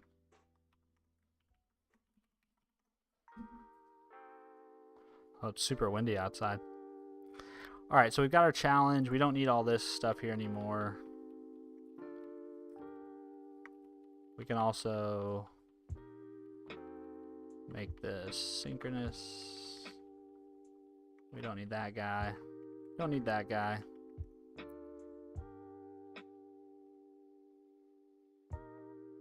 Alright, app.post. We'll get the context, we'll read the body, and we'll log the body out. And now we should try again, right? Let's try again. So we'll say .NET run. We subscribed successfully, and looks like we responded to the verification. So now let's try to upload another one.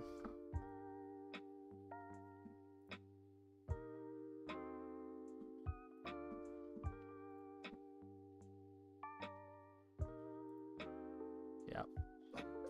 This is another test.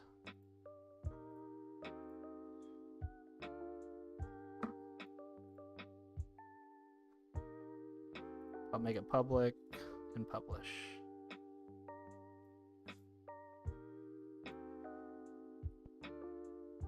All right, let's see what happens.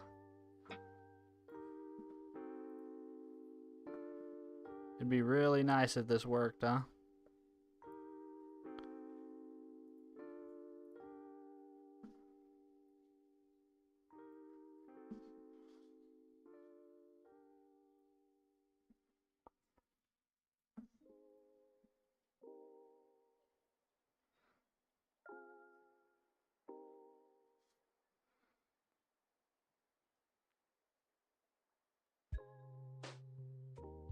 Instance of appeal, interesting.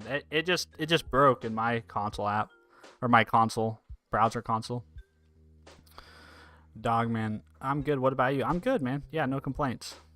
Flaming fella, you should add a feature where whenever you press the $sign, you twerk. That does not sound at all like something that would happen on my streams.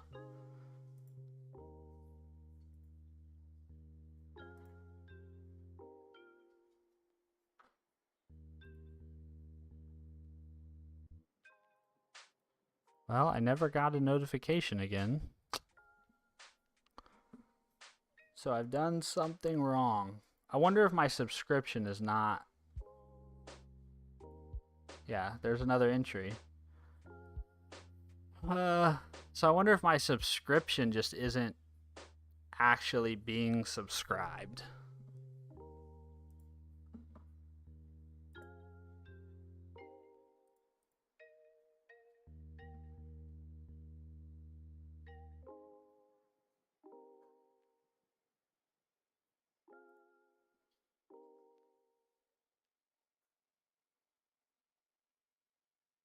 Okay, we can actually retrieve information about our subscription here. That's cool. Okay, so let me try to do this without...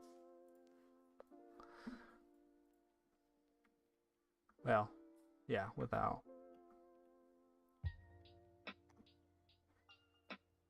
This is my topic URL.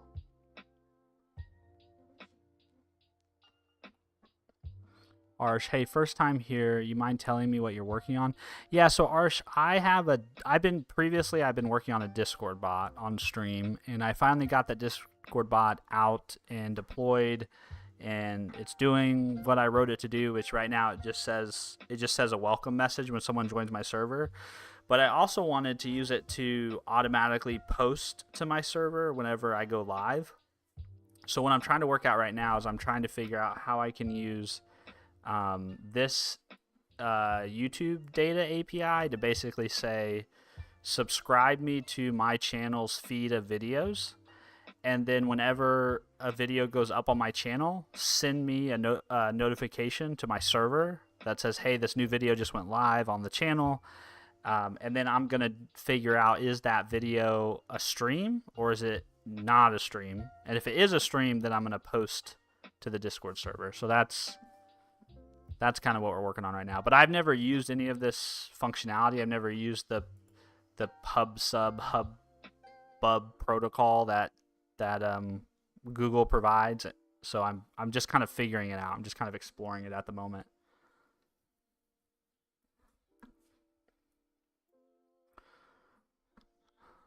Anton Ross, is this NeoVim and PowerShell? Must say I'm impressed. I'm a lazy VS Code developer and never had the patience to learn Vim. It is. It's NeoVim and PowerShell and Windows Terminal. Lots of people comment on that. I don't think it's a common setup for most people. But yeah, the learning Vim motions has been awesome. And I've actually now I've historically always been a VS Code user, and I actually set up VS Code so I navigate it now with Vim motions. So it's been a big win. All right, I'm going to try to use this little tool here to see if I can get information about a subscription. So give me 1 second.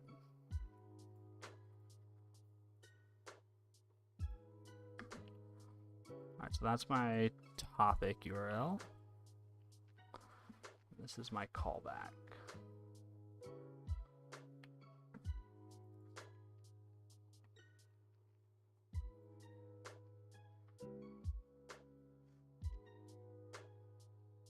Oh, it's unverified.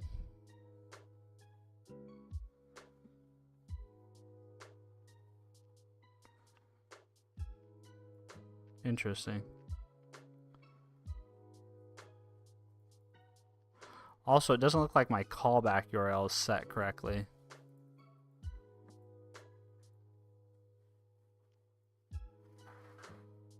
Oh no, I just entered it wrong.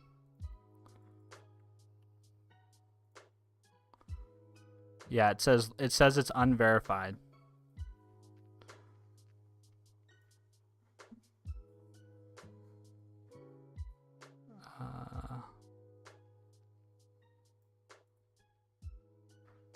Is there a way I can... All right, so why is it unverified, right? That's the next question. Because I thought I was doing the right thing. So let's go back to my code here. And let's close it.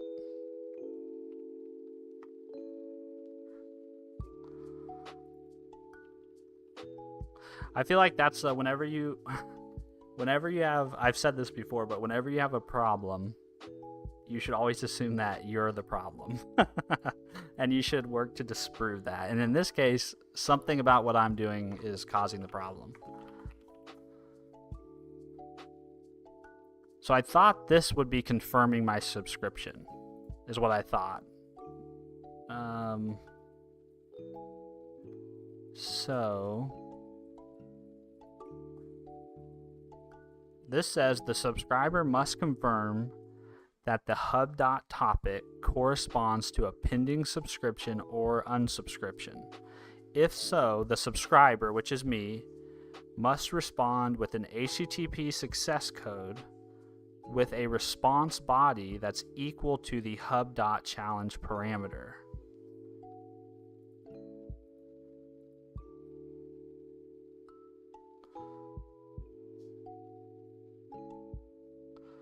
You know what?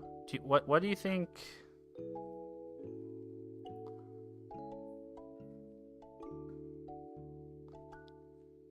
Let's try this really quick.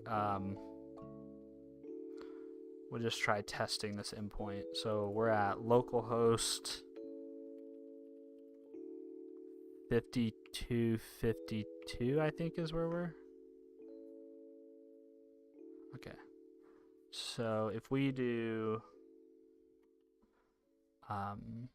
hub.mode equals something, and then hub.challenge equals yes, and then what was the other thing?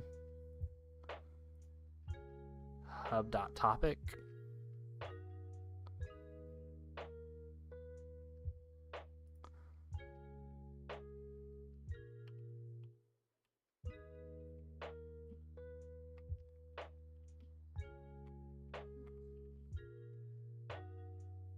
Okay.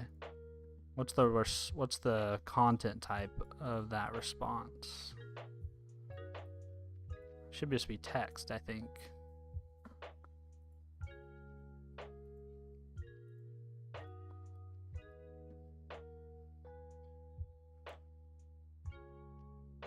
It's application JSON. So do you think it needs to be text maybe?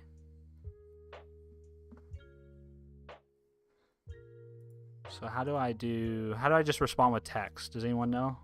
With a minimal API? Let's see, minimal API respond with content type text. I mean, I think it makes sense to the default response.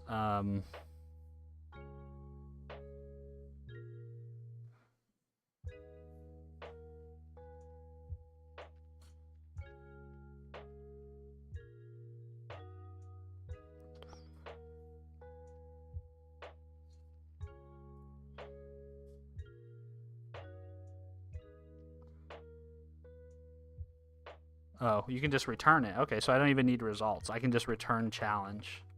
And that will make it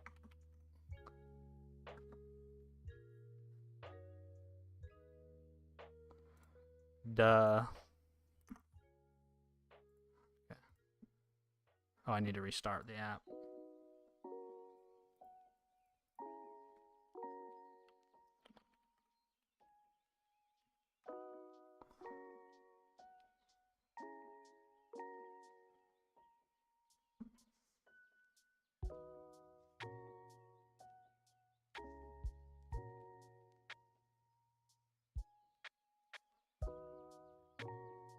Yep, there we go. Okay, cool. So now we're responding with text. And so now let's see if my subscription has been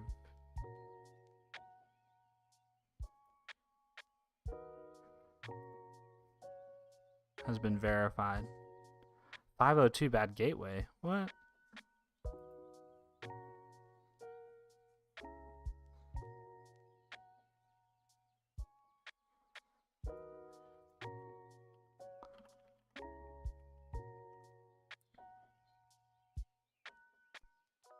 There we go. That's actually something to think about since this app is starting.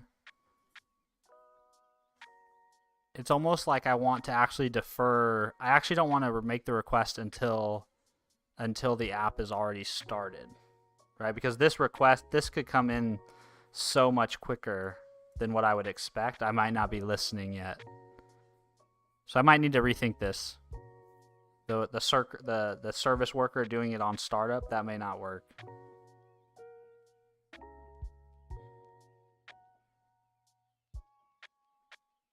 Okay, let's see. I'm going to just check my subscription again real quick and just verify that I'm subscribed. Give me 1 second.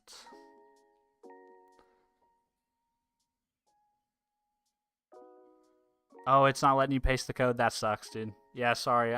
Sometimes it's weird about YouTube chat's weird about links, and sometimes it's weird about code. But I think I figured it out. I just return the challenge code, and that automatically just return a string, and that automatically sets the response content type to text. See you, Dogman. If you're already gone, sorry I missed you. Arsh, interesting. Subscribed. We'll keep checking in.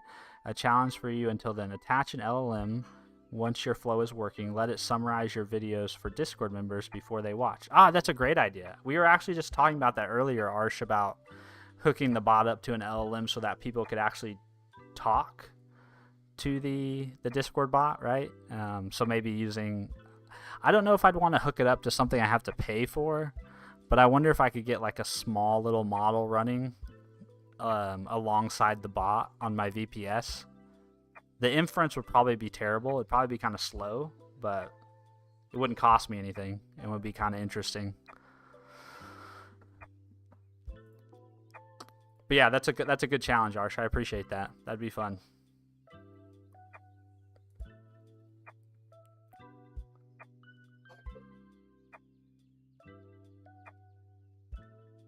And also, yeah, if see you, Butterscotch.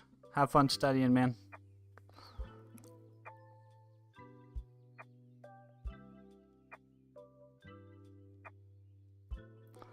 You just had to verify the number. Oh, interesting. Well, hopefully it's nothing like that. Hopefully it's nothing like... I'm gonna see if I'm subscribed now. Let's see. Gotta punch in my... The only reason I'm doing this off screen is just because the callback URL is an ngrok URL, so theoretically somebody could start spamming my local machine with requests. So let's see. I want to copy this.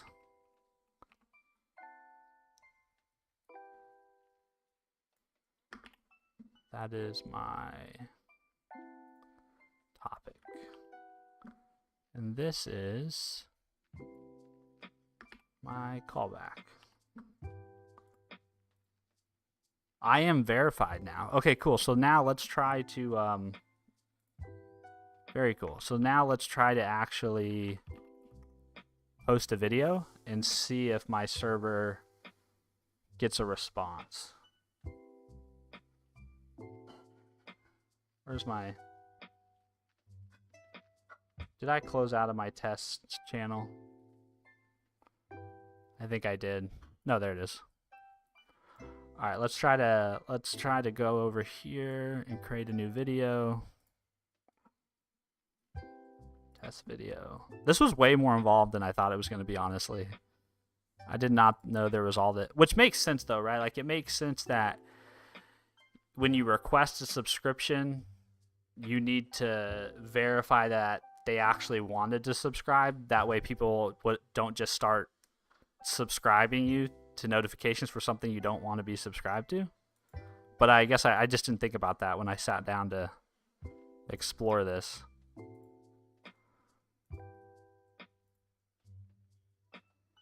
Okay, just publish something.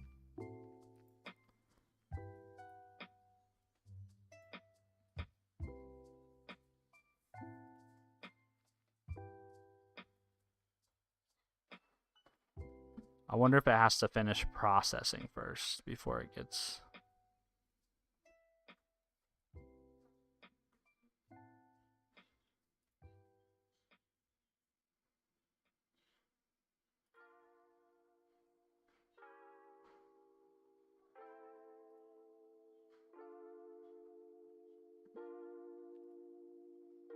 Nothing's come through yet. It does say I'm verified though, and it has the right callback URL. And my app is up and running. I guess it could just take time, right? To push the notification.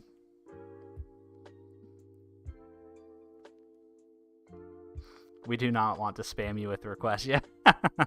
Or, well, you might not want us to spam. Yeah, I don't want you guys to. You guys will, it may bring down the stream. I brung down the stream the other day by trying to do too much with Docker at one time on the same computer that I stream from. All right, so... Okay, I'm definitely verified, but it says last item delivered, nothing.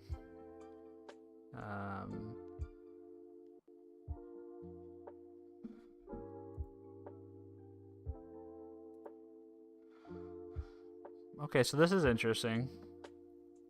So I feel like at this point, maybe it isn't a me problem.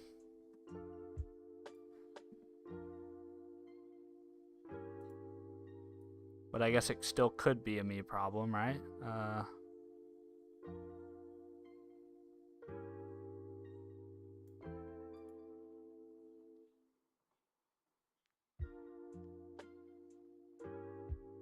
Oh, it says there is a verification error.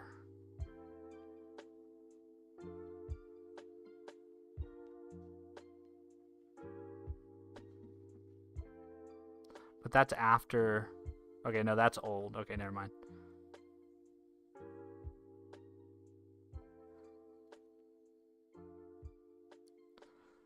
So why wouldn't I get a push notification now? That doesn't make any sense.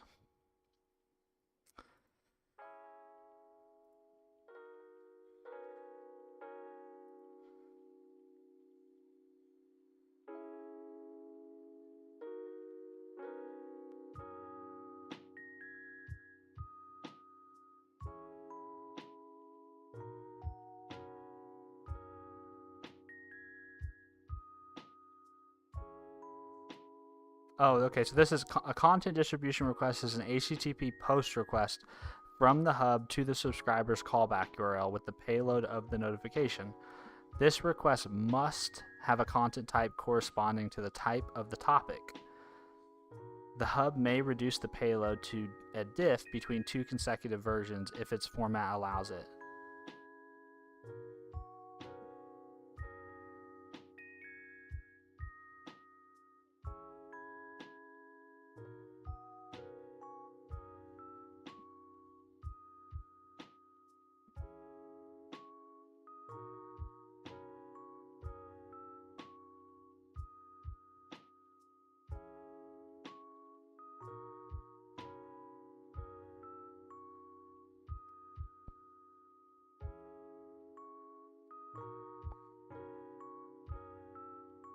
Interesting. Okay, so I feel like I've done everything right. I'm receiving, I have a post endpoint set up.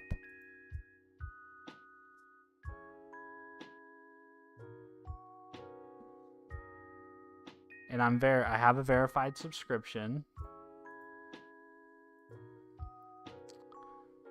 And ngrok is still up and running on the same URL.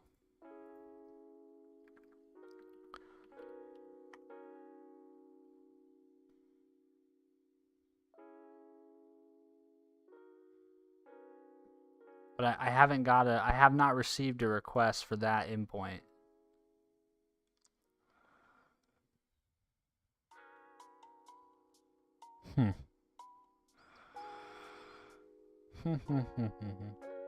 I mean, could it just take a minute for YouTube to...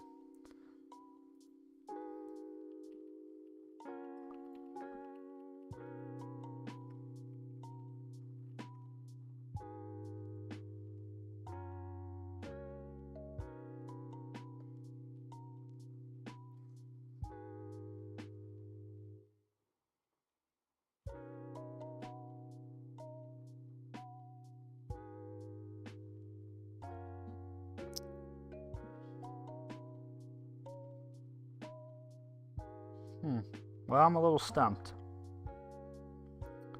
Hello, Tafiq. How are you? We are here trying to figure out how to successfully subscribe to YouTube push notifications, and so far I thought I was on the right path, but now, and I think I've done something correctly, but yeah, I'm not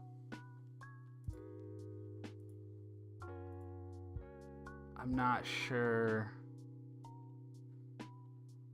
Like, it doesn't even look like, from what I can tell, it doesn't even look like YouTube has attempted to deliver me a notification.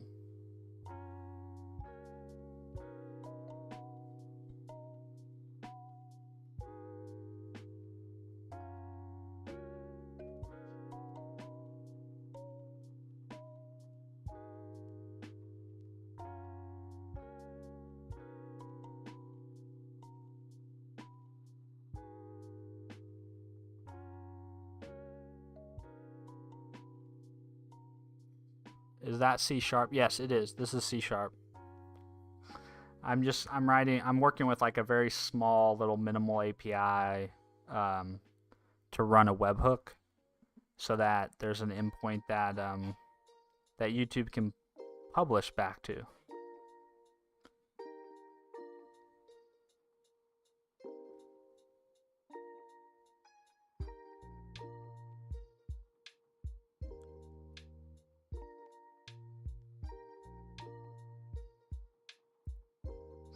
I mean, I don't have to, like, reading Google's docs here, or reading YouTube's docs here, I don't have to. Notifications are pushed out to subscribers for HTTP webhooks, which is much more efficient than polling. Yes, wonderful. The PubSub Hubback callback server receives Atom feed notifications when a channel does any of the following: uploads a video, updates a video's title, updates a video's description. Use the Google Hub to subscribe to receive push notifications. Okay. Set the topic URL, which I did. And then process notifications that are sent to your callback server. Okay, so if I go update a video's title, excuse me, we would expect that to send a notification. This is an updated title.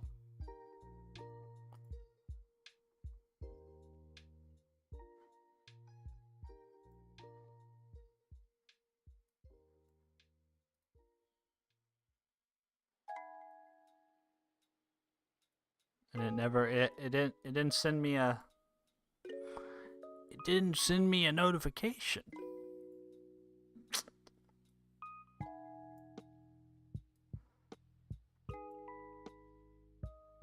Well, shoot. Maybe I need to do a little bit more Stack Overflow and researching. Let's see, YouTube push notification not working.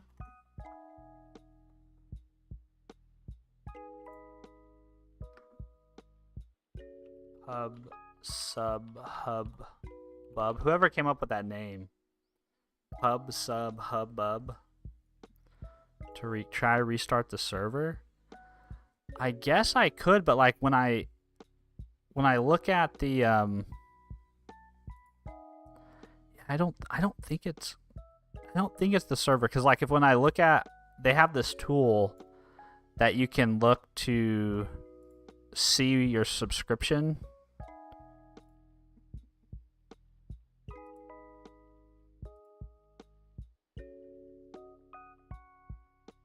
I guess let's look at my publisher URL maybe. So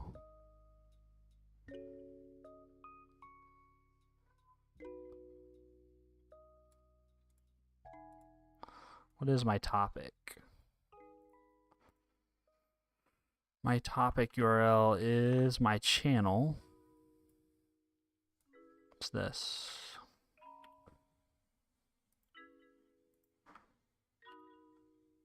Whoops. Well, shoot. That was my ngrok URL, so I probably need to restart my ngrok.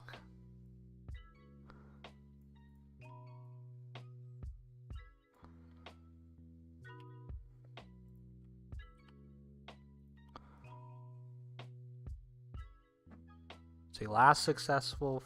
Oh, I did it again. That's my ngrok URL.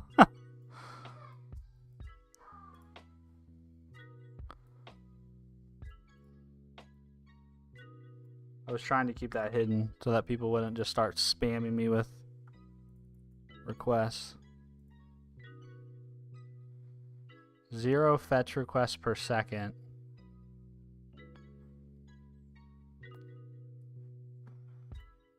Huh. Well, I'm not sure what's going on. Anton, how does your post request look like again when you are subscribing?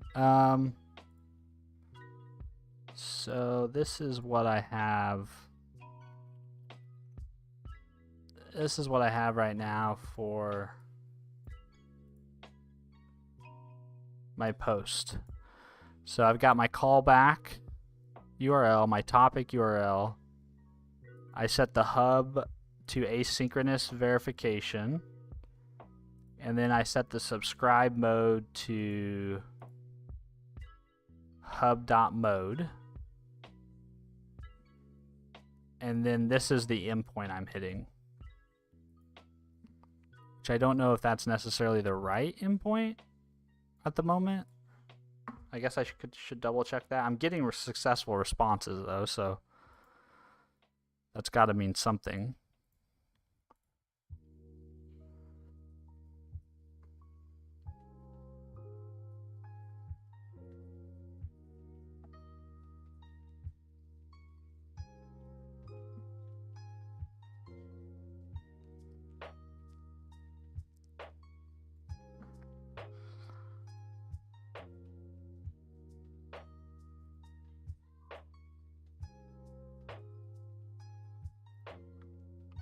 I realize that's a little small for.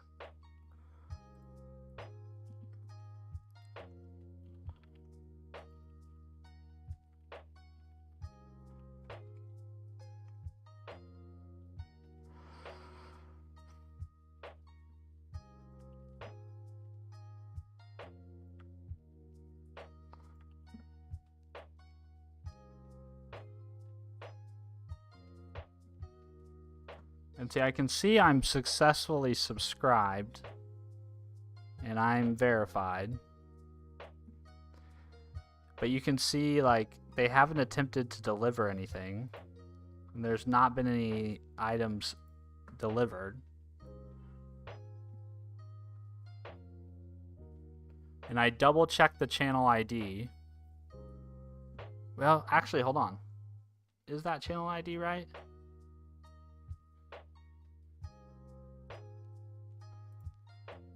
Yeah, the channel ID is right. So I should be receiving subscriptions for this channel. I wonder if it's because this channel is new. Because I just set this up today.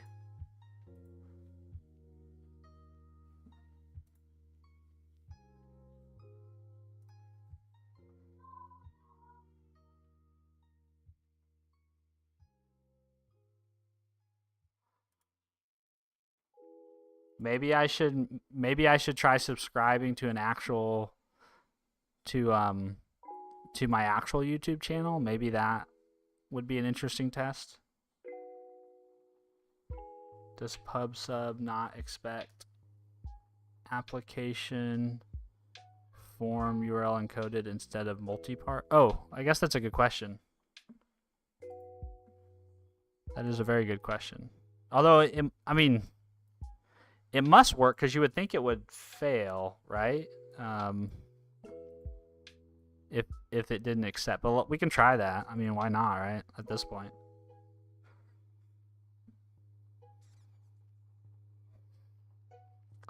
One sec. Where am I?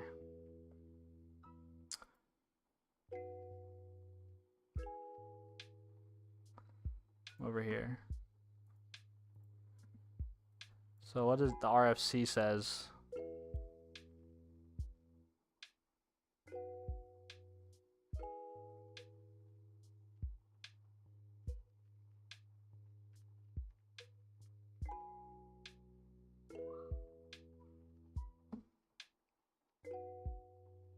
Yeah, it should be a. You are right. So let's change it. So this should be URL encoded content like that.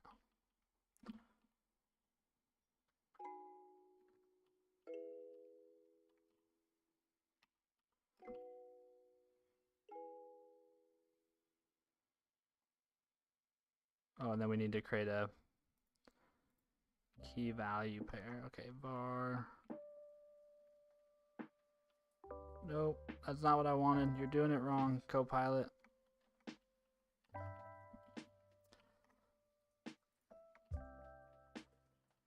You're doing it wrong.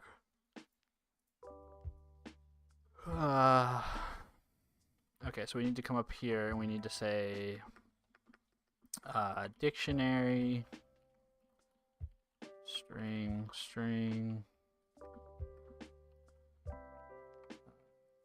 Can we do it in a collection expression?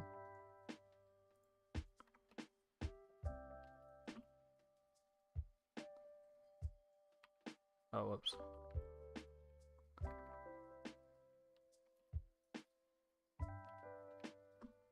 Form fields like that. And then I think we can do like this. Test.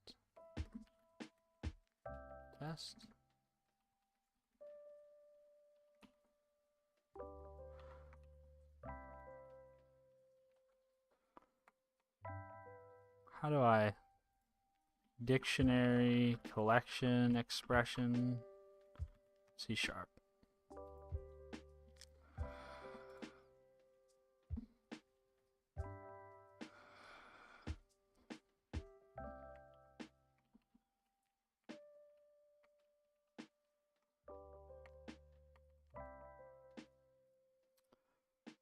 Maybe I can't use collection expressions on a dictionary.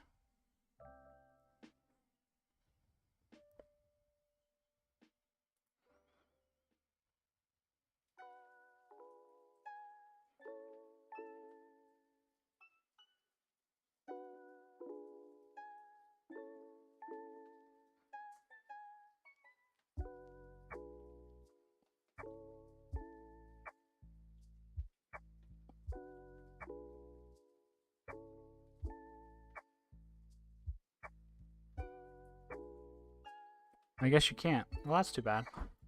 I do like me in the collection expression. So we will do then new. We will do, let's see, we need options.callback URL, hub.callback. Then we need topic URL.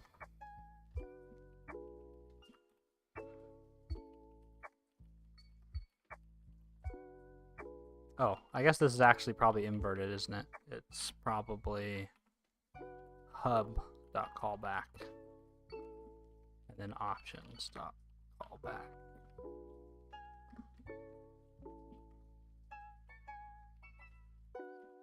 Hub.topic,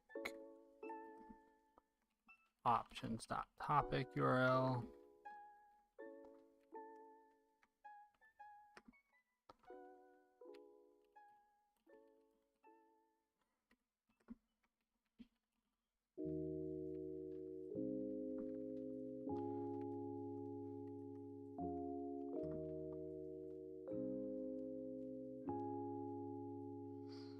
Oh, I could have used key value pair. Okay. Yeah, I don't know. I've really come to like that collection expression syntax that they introduced. It's kind of become a handicap. Now I want to use it everywhere.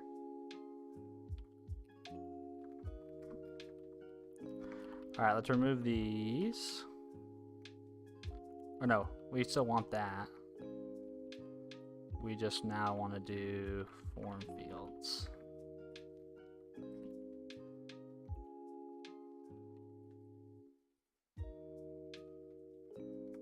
Okay, and I guess we'll restart the server. So it should make the same request, and I'm expecting it to still succeed to the subscription.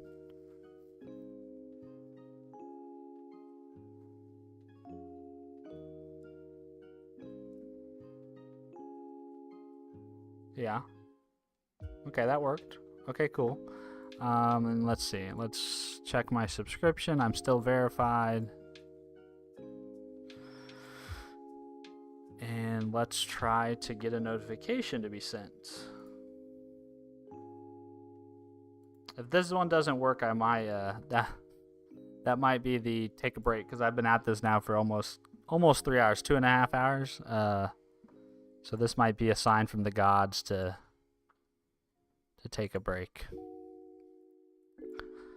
I updated this title. I'm adding a description.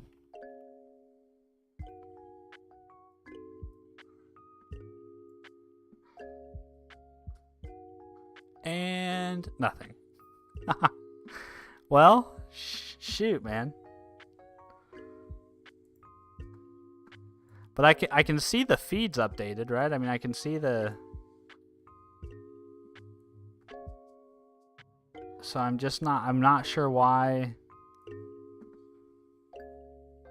I'm not sure why I'm not getting the...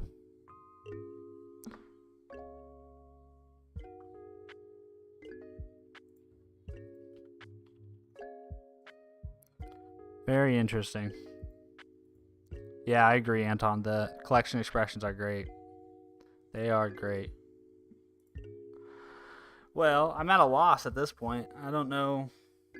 Other than just doing some Googling and Stack Overflowing, I'm not sure where else to go.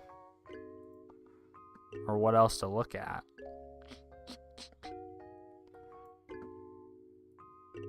Hey, Butterscotch, what's up? Your studying go well? Push notifications. API. Verified, but no notifications.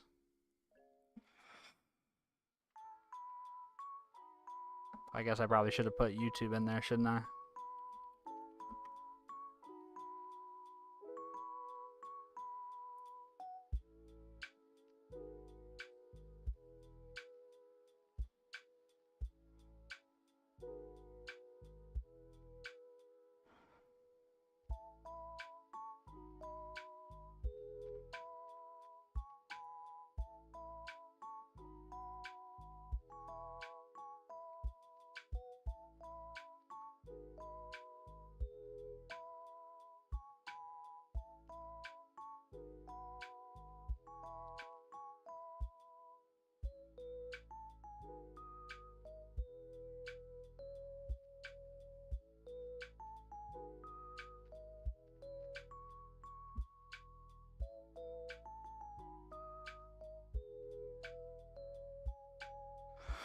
Well, this is PHP, but this is basically what I was wanting to do.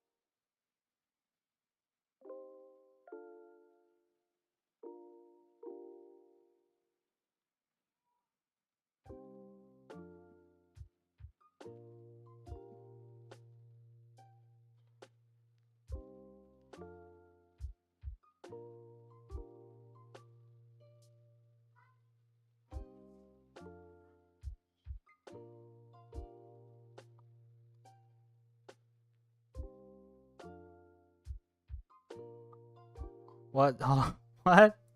Is that really the issue? This guy says, I think the guide URL is wrong, is not working more, but without XML, then is working.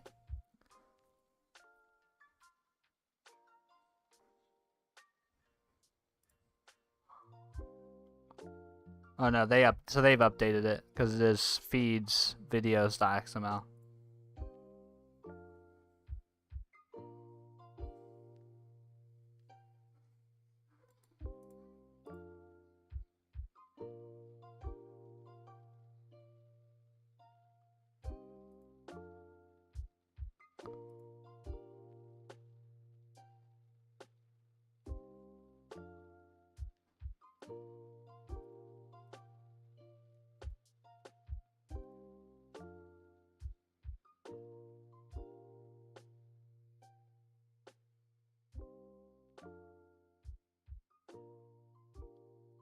I do see rel hub.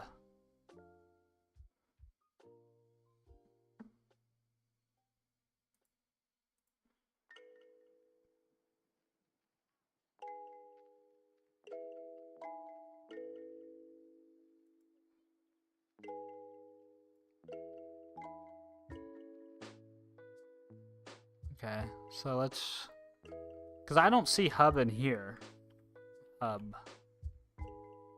I don't see hub in there. So, but if I do XML.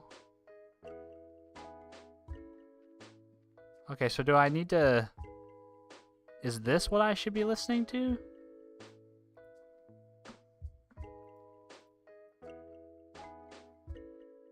I don't know, let's try. Let's try.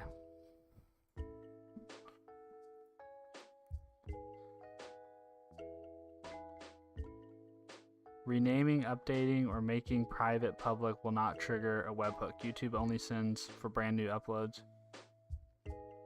Oh, really? That's weird. Okay, let's try that. So, well, the server is still running, so let's try it. Because the docs say it does. Right? Yeah, the docs say uploads a video, updates a video's title, updates a video's description. So that's a little misleading, but let's try. Let's upload. We haven't actually done that. Tried uploading a video since we got the subscription verified. So let's try. Anton, you have been clutch today, man. I'm very thankful that you found your way to my stream this afternoon. Bro, where are you from? I live in Kansas in the United States. If you know where Kansas City is, that's the closest big city to us is Kansas City. Anton, for private videos. Oh, really? Okay.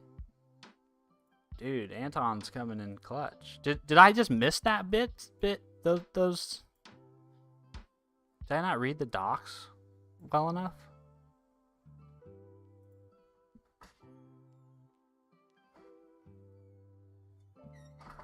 Obviously, you're doing more thorough reading than me. Okay, so let's try to...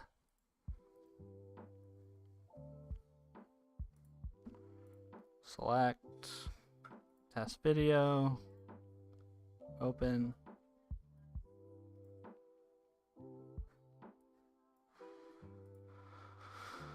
Next. No, it's not made for kids. Next, next, next. Public, publish.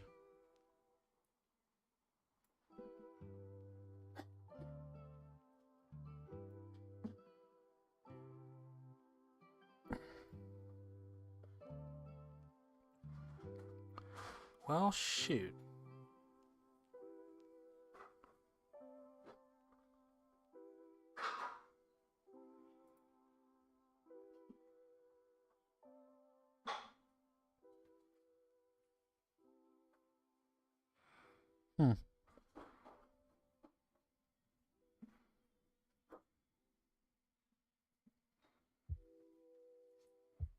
Hello, the king. Anton, please work. It's not. So I think I'm going to try this other topic URL and see what happens. Just curious. Just curious. I mean, what's the worst that, what's the worst that could happen? At this point, we don't have it working. So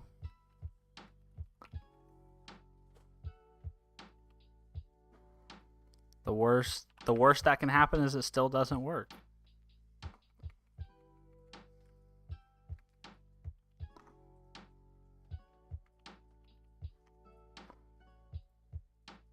All right, so this is going to be a new subscription. .NET run. Yep, run.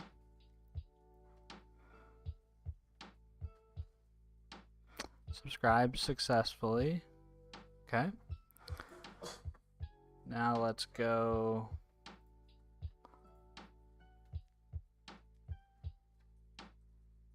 Try to upload another video.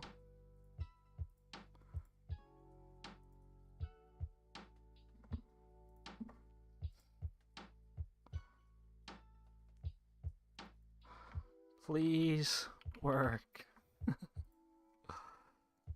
This is another test.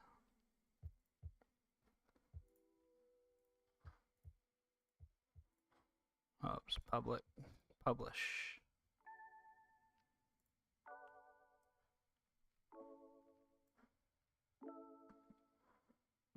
Well, that did not work either.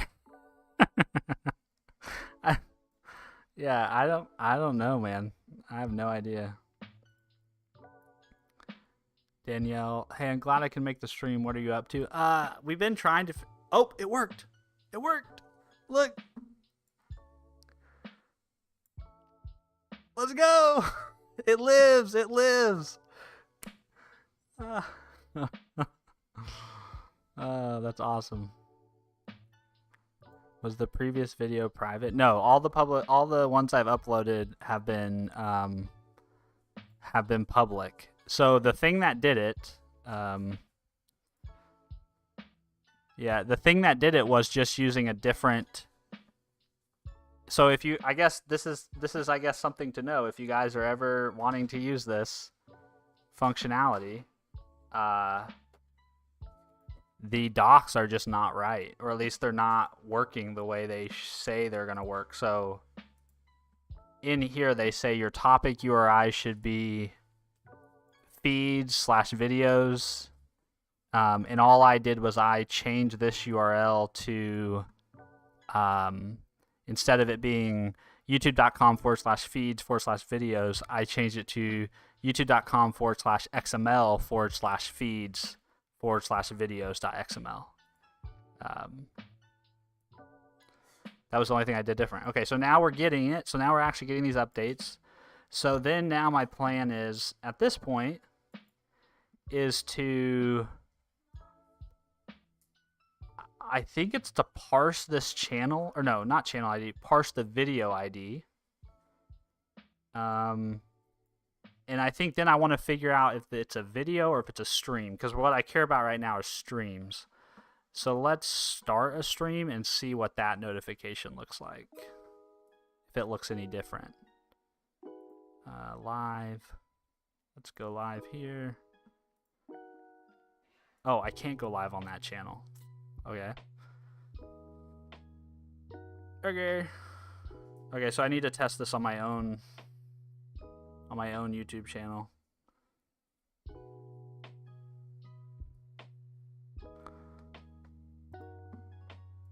All right. Well, I don't know if I'm going to do that today. But we got this working. Man, what a rabbit hole. We learned about the pub sub hubbub protocol. And I have a pretty good mental model of how it works now, so that's good. I have some working code.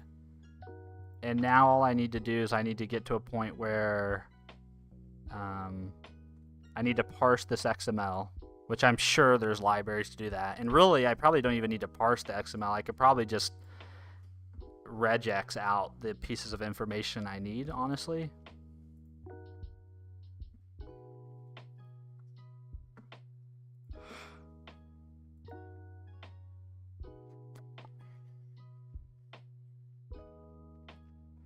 Oh, I don't know. I'm really interested to keep going, but I'm sitting at 2.5 hours, and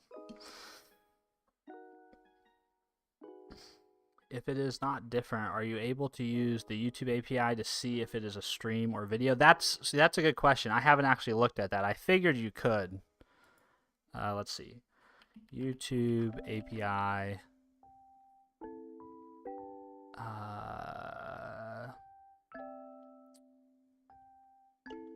Stream. Let's see. Figure out if stream or if video is a stream.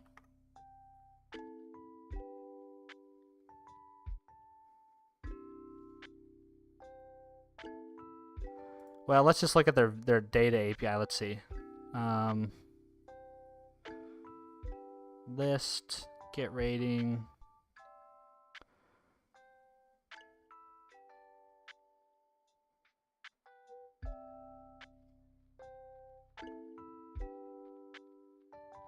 So here's the resource.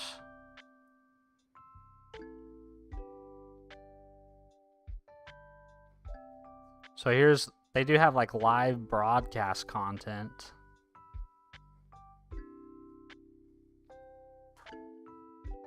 But yeah, that was my idea, was like at the very least I could get the ID and then I could figure out if that particular video is a live event or not.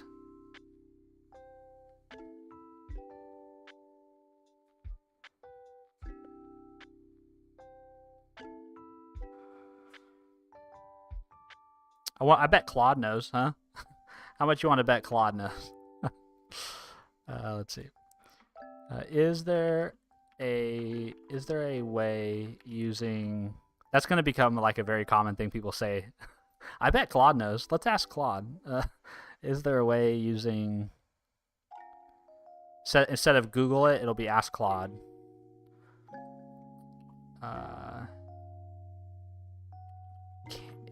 Like, if given a YouTube video ID, can I tell if it is a live stream or not using the YouTube data API?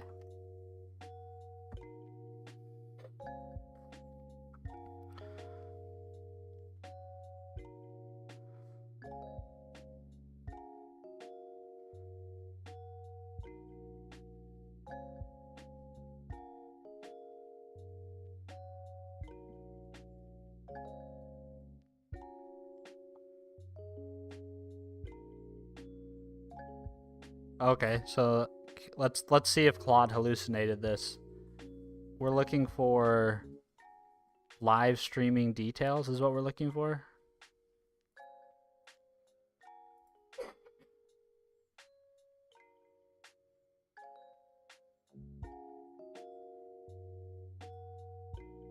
Where did that other...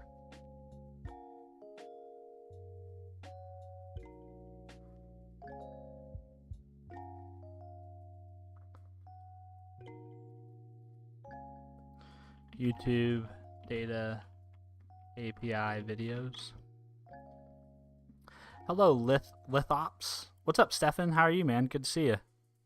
Is Steven live for more than 2 hours? Yeah, I've been going for a while now. Yeah. Anton, the best feeling ever when you, yeah, it really is when you are like, feel like you're stuck, and then you get unstuck. Yeah, it's a good feeling.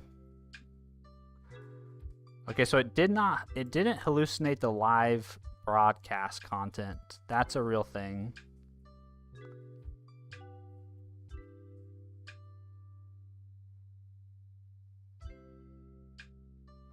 But I feel like it might have hallucinated the other thing.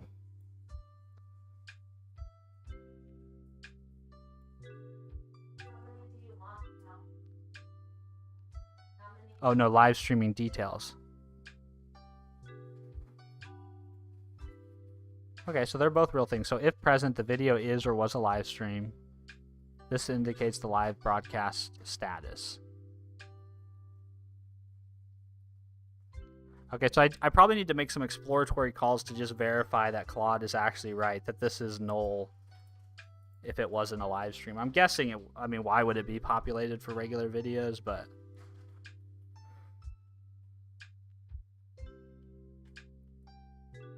Okay, cool. So we have a path forward here. So, and actually, let's go look at the...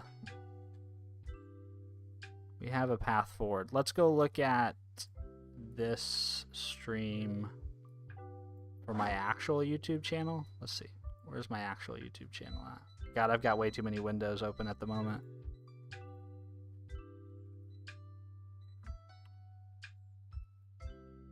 Okay, so this is the actual Atom feed for my YouTube channel.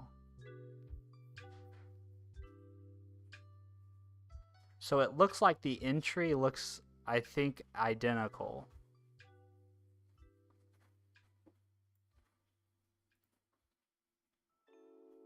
So yeah, so we're going to need to get the ID, and then we're going to need to call the YouTube data API, and we're going to need to then make a call to get information about that video, and specifically we want to see if it's a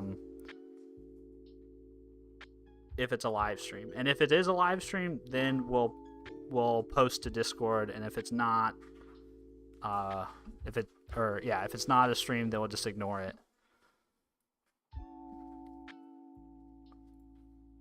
Okay, cool. I love it. I love it. I love it. I love that we figured that out.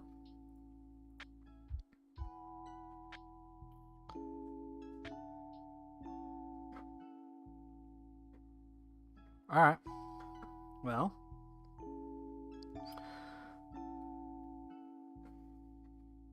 can you tell me how to get a fast API? What do you mean by fast API? Are you talking about like it needs to be performant? Is that what you're talking about?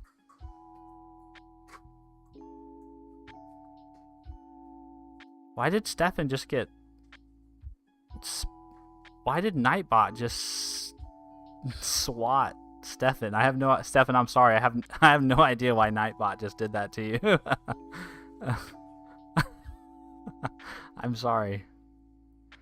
Yeah, Lithos, I'm not sure what you're talking about with fast API. Like, are you talking about actual fast API, like the framework, the library, or are you talking about just you want an API that's performant?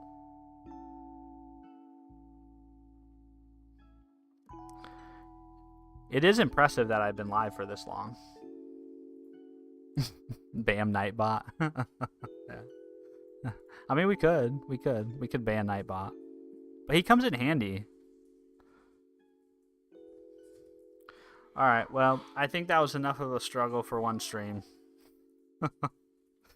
So I think I'm gonna get off here and go enjoy some of my, what is it, Sunday? Some of my Sunday on my 3-day weekend here. So I appreciate you guys suffering through that with me, though. I feel like I learned something today, and we have a way to make the Discord bot even more useful, I think.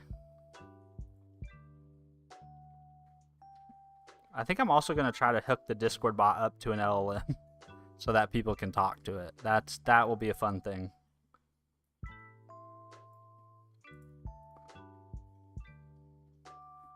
See you, Stefan. Yeah, sorry, man, you came in at the end, though. Good to see you. Bye, Arkin. Bye, Anton. Appreciate all your help today, Anton. That was awesome of you. Really appreciate it. See you, Arkin. Bye, Lithops, if you're still here. Alright, guys. Bye. Thanks, Anton. I appreciate you subscribing, man. Kind words. Alright. Bye.